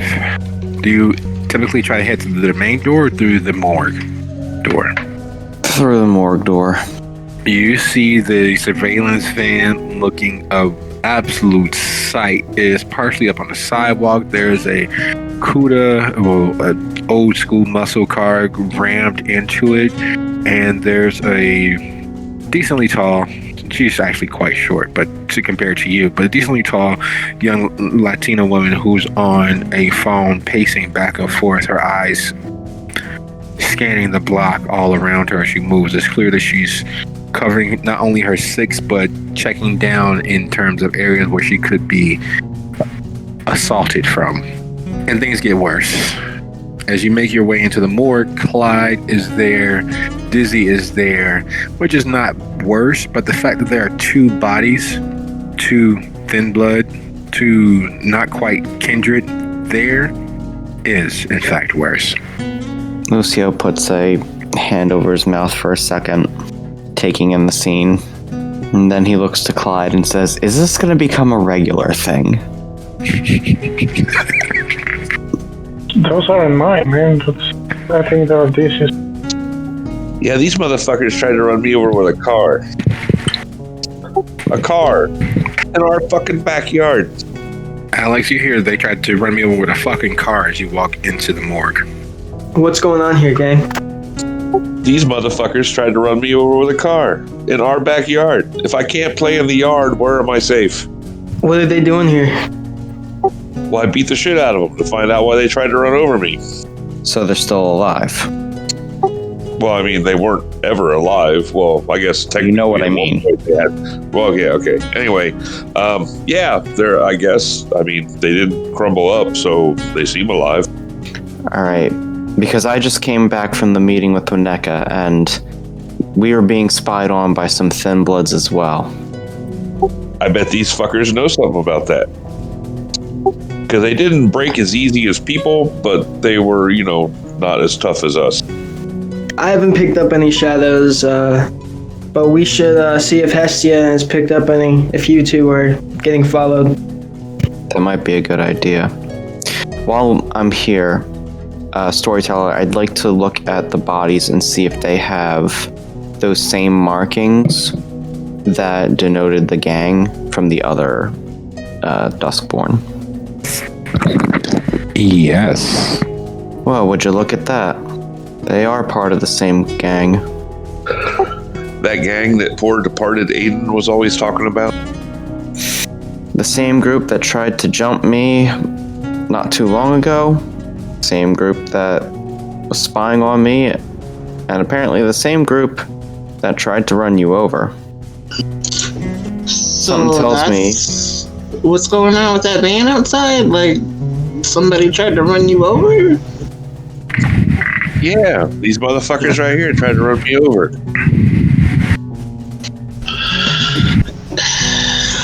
Great. Oh, and the girl at the van. I don't know if anybody saw the girl at the van. She's with us now. Oh, God. She's what? She's like playing for our team now. Elaborate. Well, I've been kind of being friends with her for a while, and then someone tried to hit us with a fucking car, and the situation changed, didn't it? See the bullet holes in this dude? Yeah, those were from her, not me. So when you say playing for our team, do you mean she's a ghoul or she's one of us now? Well, I wouldn't go that far, but she's tasted my blood. She is my friend, and we are cool. Oh, great. She also works in that van that we've been concerned about, so that's a good thing, right? If the color could drain from Lucio's face, it would. Well, okay, now that that's taken care of, those motherfuckers in the restaurant, they tried to make sushi of me. I just open my jacket and show the cuts. And one part is, I don't think those are vampires. Whatever they are. What do you mean you don't think they vampires? It's just a different type of vampire. All you dead motherfuckers look the same to me. Hey, if you want to suck some blood out of one of these guys, go ahead, Clyde. It's fine. He doesn't need it. Alright, look, if we're being targeted by this organization, we should probably wake these two guys up if we can and get some answers. Where do they work? Where do they operate out of? Who do they work for? That reminds me. Etc. At this point, I pull out the phones that those two Duskborn dropped when they ran. I coerced some of them into handing over their listening devices. Clean room, remember? Yep. Oh, and Hestia. Bit of important information that Waneka shared with us. Sylvia has whispers at her haven, apparently. Like sleeping on the couch or with a stick in his chest? Guessing kidnapped. Yeah, stick in the chest. I say we go get him out, and on the way we stop at a sporting goods store and buy a whole lot of baseball bats, and then we go fucking take out the rest of these bullshit Dustborn gang. So those guys that are not vampires, they have like a full buffet of bodies and vampires and other things in their basement. So I think that those are the primary troublemakers tonight, maybe. How about do you guys know where they operate out of, or do you have any idea where they come from? Who, the things Clyde's talking about, or the Duskborn? The gang that's following you guys and trying to run you guys over with cars and all this crazy shit. The last I remember, Aiden said they were working with Theus, the people who owned the drop house. That place blew up. They also own the van, by the way. So they've relocated. Alright, how about this? Lucio and Clyde, do you want to grab one of them and hold on to one arm each while I wake them up and try to ask them politely where they're working out of now? If it's information you want, I can take the information out of them, but yeah, sure. Here, wake this one up. His arm's already shattered. Alright, thanks, Dizzy. And with that, I am going to try to wake up the one with the shattered arm. With my blood. Aha, there we go. Go ahead and give me that rouse roll, sir. Nicely done. The beast does not crawl any closer to the surface, but Your blood is more than sufficient enough to awaken someone as far from Cain as this gentleman is.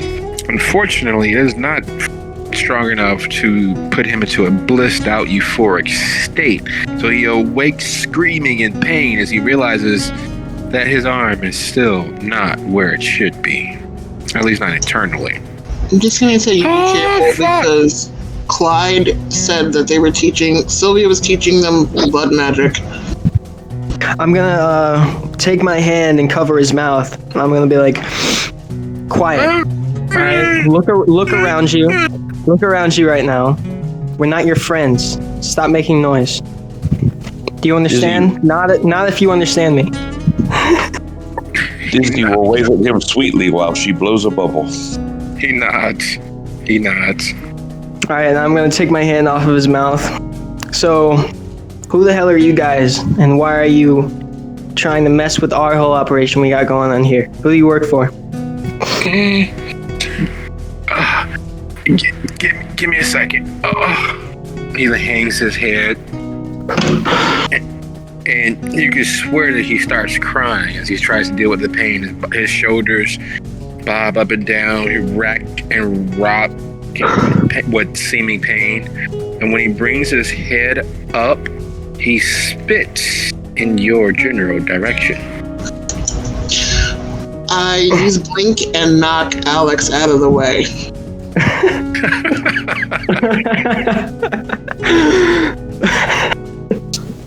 As Alex and Hestia go from the room directly in front of him, where Alex stood on the ground begins to smoke and steam as if someone dropped acid, exactly where he was. I would like to leap behind him and crush his other arm now, please. Damn! Oh my gosh, quick thinking, Hes. Holy cow. Wait. I'm gonna try to mesmerize it. Mister. Oh wow, that was clever as hell. I had no idea. I didn't even think. All right, Clyde, you roll your mesmerize, and Dizzy, go ahead, roll strength and brawl. And being as he is less than out of it, you automatically have the successes for your potence. So go ahead, roll strength and brawl, and you need 3 successes for a clean break. Otherwise, it will not be. Clyde, what are you saying? I'm gonna tell him now. You're gonna be good, and you're gonna answer truthfully to everything they ask you. I'm not answering. You said my potents were auto successes, right? So that's 5. He says he's not answering anything, attempting to resist. Something about having your mid forearm to your fingers hanging only by the muscle and skin and tendons of your upper arm shatters his resolve instantaneously. He was going to talk tough and attempt to resist and attempt to act. It was all a facade. He was already nodding as he said he wouldn't speak. What's your question? What do you want to ask? As he's trying to compose himself, Dizzy will lean forward with his arm in her hand and whisper in his ear, "The leg should be next, but I think I'll find something else sticking out before I get that low." What's the question? Who do you work for? I'm my own boss. I sell shoes. Really? Dizzy. No. Why don't you go ahead and You who hired us to do? We weren't hired. We were told that we were supposed to make.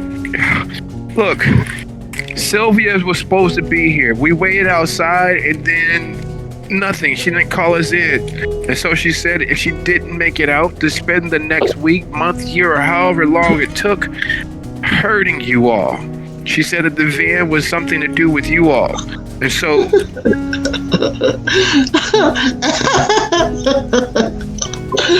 She unlocks the drawer with Sylvia in it and slides it open, looking at him. Are you waiting for her? No! Yeah. Ta-da! You picked the wrong fucking group. No, no. Oh God. I met some of your friends earlier this evening, listening in on our conversations. Did Sylvia also tell them to spy on us? No, that was Julian's idea. Without Sylvia, we can't bring back the ugly one. What do you mean? One of the rituals she taught us, it drains you all to where you can't wake up. Shit, They just how to kidnapped undo Whispers, it. and they were holding That's him his name? hostage. So you took Whispers and used this ritual on him to drain him. Well, yeah, you were next, but that was Julian's idea. We saw he left when Sylvia came and snuck down the block, and then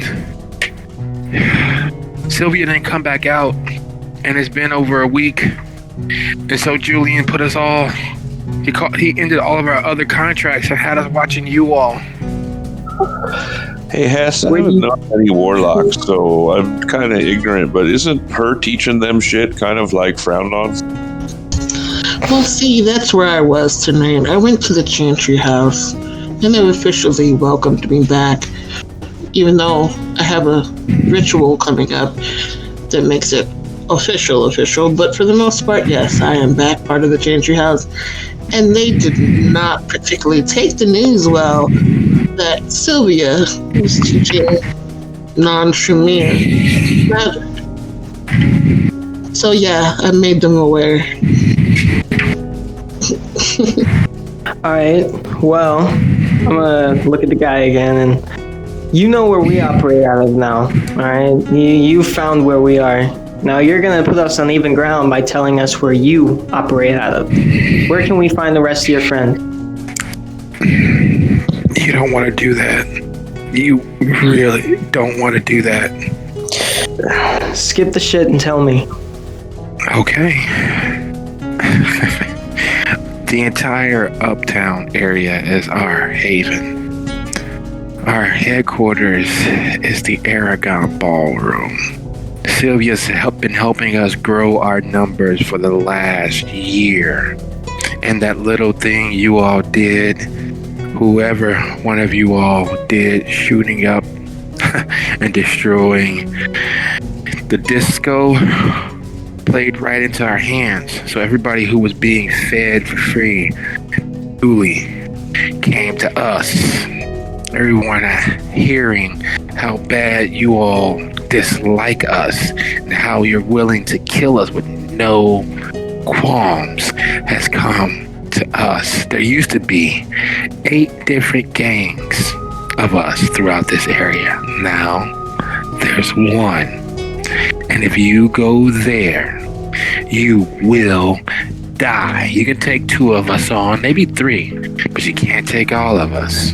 Not and think you're gonna get away with it alive. So yeah, torture me. My life is over anyway. I've already died once. You know who I think would like to meet this gentleman? Does anybody have a good number for Alexa? Indeed we do. I think she's awesome, but you guys seem creeped out by her. I think he might like her as well. Come on, just kill me. Don't do... Just end me. You're gonna do it anyway. Don't you want to have the fun yourself? Don't you want to just do it yourself? Nah.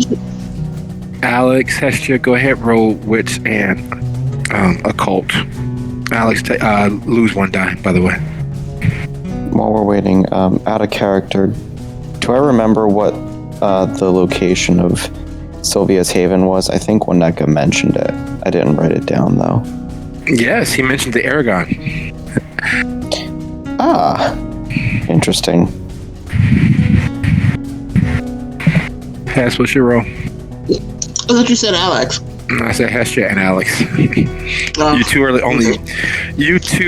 only cognizantly aware of the magic that may be happening. So I can give you both an opportunity. Okay, what was it? Wits and occult. Okay. You both know the skill, the blood sorcerer skill he attempted to utilize to damage Alex. And you both know how damaging that is, not only to the world around you, but to Kindred specifically. You both know also that it's not like you turn a small portion of your vitae into poison, but the entirety of it, meaning that he's stalling as he works at his broken arm. You catch sight of it, the little movements, the fearful jerks that he's making is forcing the bone of his broken arm through his skin, which would give him the effect of going from a 9mm to a Uzi in regards to being able to deliver that poison. Don't you want to just kill me yourself? I use Blink again, and I've got my knife through his throat. Unfortunately, with all the damage that you guys have done to him, he is back in torpor. If you get one success, actually, because that's 2, 3, yep. If you get a success on your dexterity and melee, he will, but with Blink, he's not even like he has a chance, so don't worry about it. He is back in torpor and he falls down. The moment he does, his bone pokes through the skin, and when it does, his vitae begins to sizzle as it meets the concrete of the morgue floor. This fucking guy, right? My problem is, not only did she make them, but she made them incredibly stupid.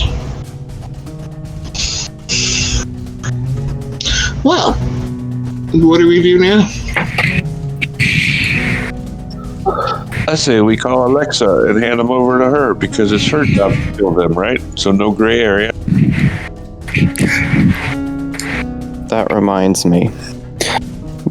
Might want to bring in Damien as well, because I was just about to suggest that, yeah. If they have the numbers that he's suggesting, we aren't gonna just ride up there and smash the place in ourselves.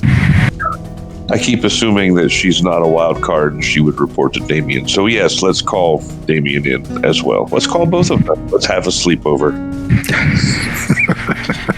See, I was suggesting Damien because we could kill 2 birds with 1 stone, because might as well give a summary of how the meeting went. Wineka's willing to help us on the conditions that we, number 1, find Simone's child and give her to him, and number 2, we put in a good word with Damien to make him a hound. Figure we might as well get one of those out of the way. And we're okay with all that? Okay is a strong word to use. Well, see, the point is, he's asking that we put in a good word. The final yes or no comes down to Damien as to whether or not he's willing to take him on a hound. So that has nothing to do with us. We can put in a good word, wink wink, all you like. But if he makes it as a hound or not, it's up to Damien. Well, I meant more the child thing, because I don't know that situation at all.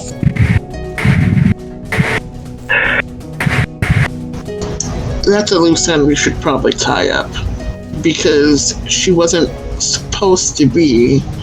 Sorry, Lucio, I know that hits close to home, but Simone made her recklessly in a mistake, an act of idiocy, and then he let her walk away and do God knows what else damage.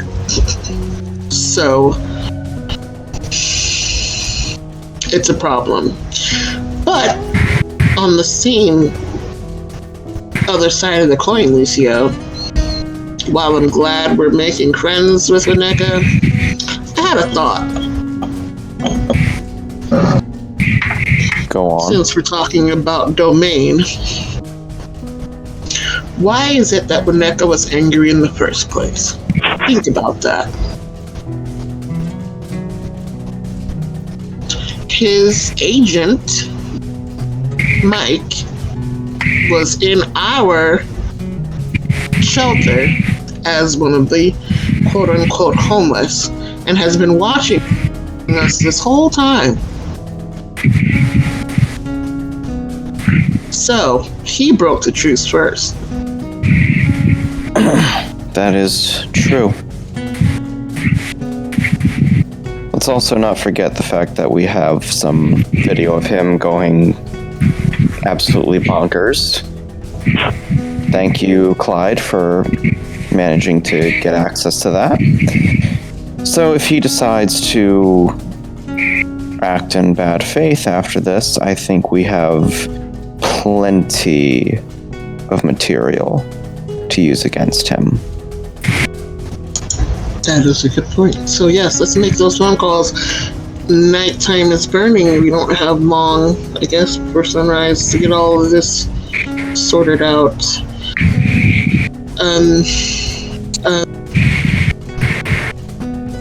Are you sure the girl upstairs is going to be okay?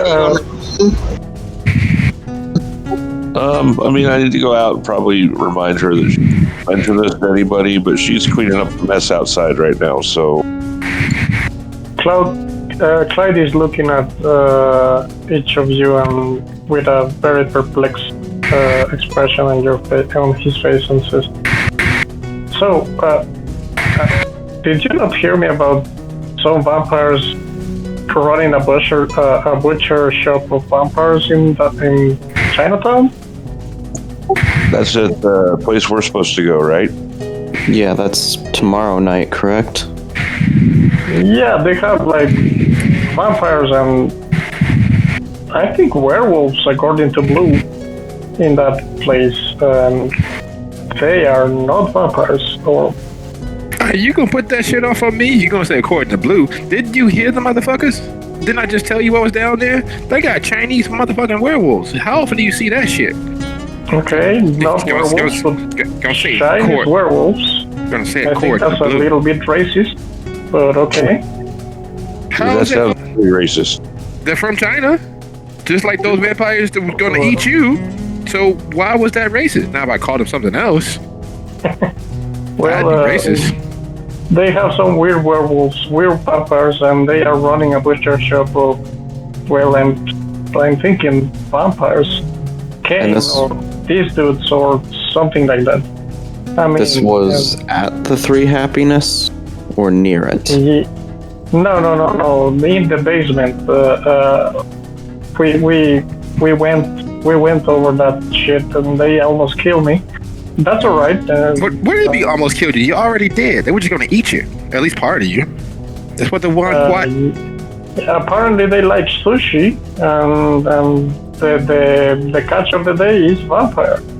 So, I'm proposing fire. I mean, these guys are cute and everything, and I think the sheriff don't like them, but I don't like people that eat us like some delicatessen or something. I mean, this is also something we could bring up to Damien when he gets here. Do This you is think? exactly what he was looking for. So, it sounds like you had some trouble with them. What are they capable of from what you've seen?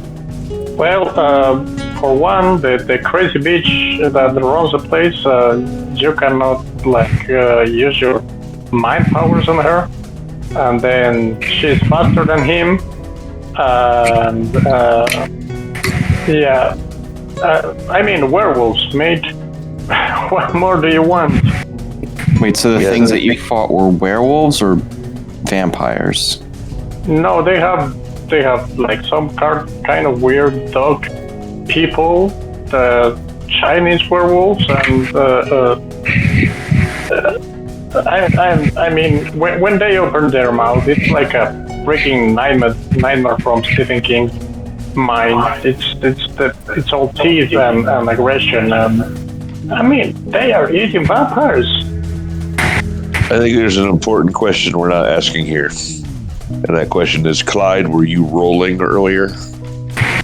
So out of character, what do you mean? Like, were you high? No, mate, I don't do that. I was there. Look at me. She literally wanted to take my dick off, and no. This shit is not rolling. No, sir. Because, like, lupines are no joke, man. I mean, seriously, just one lupine will kill all of us. I mean, Well, we've gotten a Lucio couple did before. kind of kill one that was trying to get Clyde one time. I don't think you were here for that, actually. And it almost killed me, too. not so much me as much as the combined efforts of all of us, plus I'm pretty sure some other people who were there as well. Well, I'm not, I don't know what to say to that. Other than every once in a while, a wily coyote's got to catch the roadrunner, I guess. But I mean, it really, there's just, they're like Wu-Tang. They ain't nothing to fuck with. Yeah, this turned out to be an elderly woman, and she still almost killed two of us. Lucio just happened to have a really big gun, and it was already wounded from fighting several other vampires. See, now that makes more sense. That checks out with me. That makes a lot more sense. So you killed a senile, already wounded werewolf. That I'm down with that. That's cool.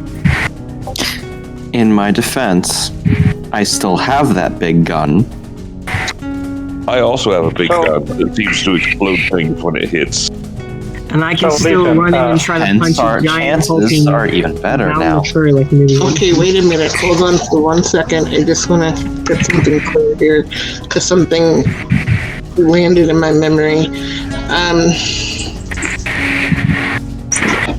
So one, you're saying they vampires, they have weird pet werewolf, quote unquote. But Blue said that you were correct because they did try to kill you, so we know you weren't high. What color were their eyes, by the way? Well, out of character, I don't know.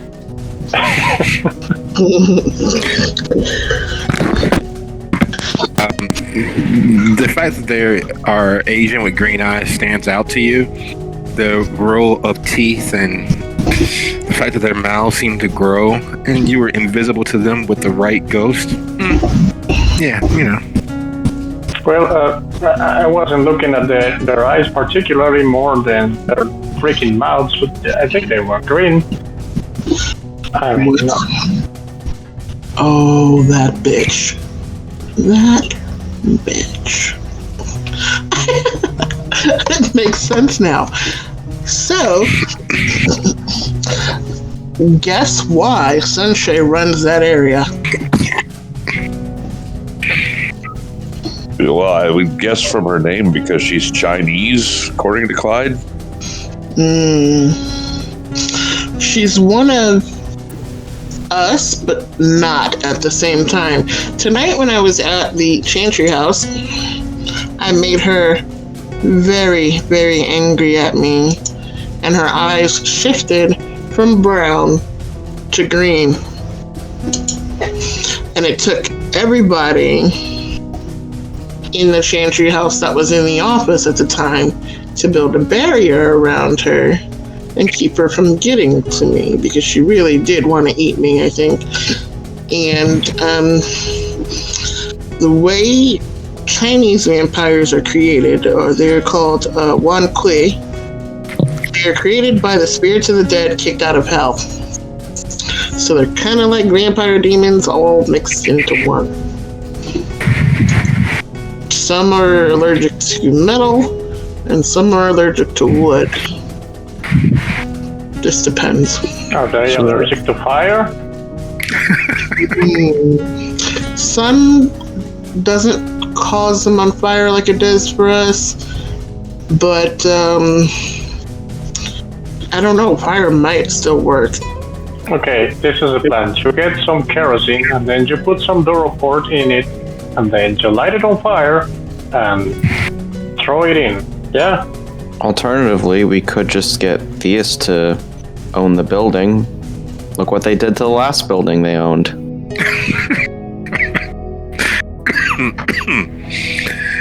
And as you all contemplate the best path forward to deal with whatever's happening down in Chinatown, to deal with strengthening ties with the Chantry, and becoming good little hounds of the Sheriff's will, protecting the city from all the very bad, very evil, very not so nice fellows that form Sylvia's gang of thin-blooded. We will close here. I want to thank you all very much for the episode.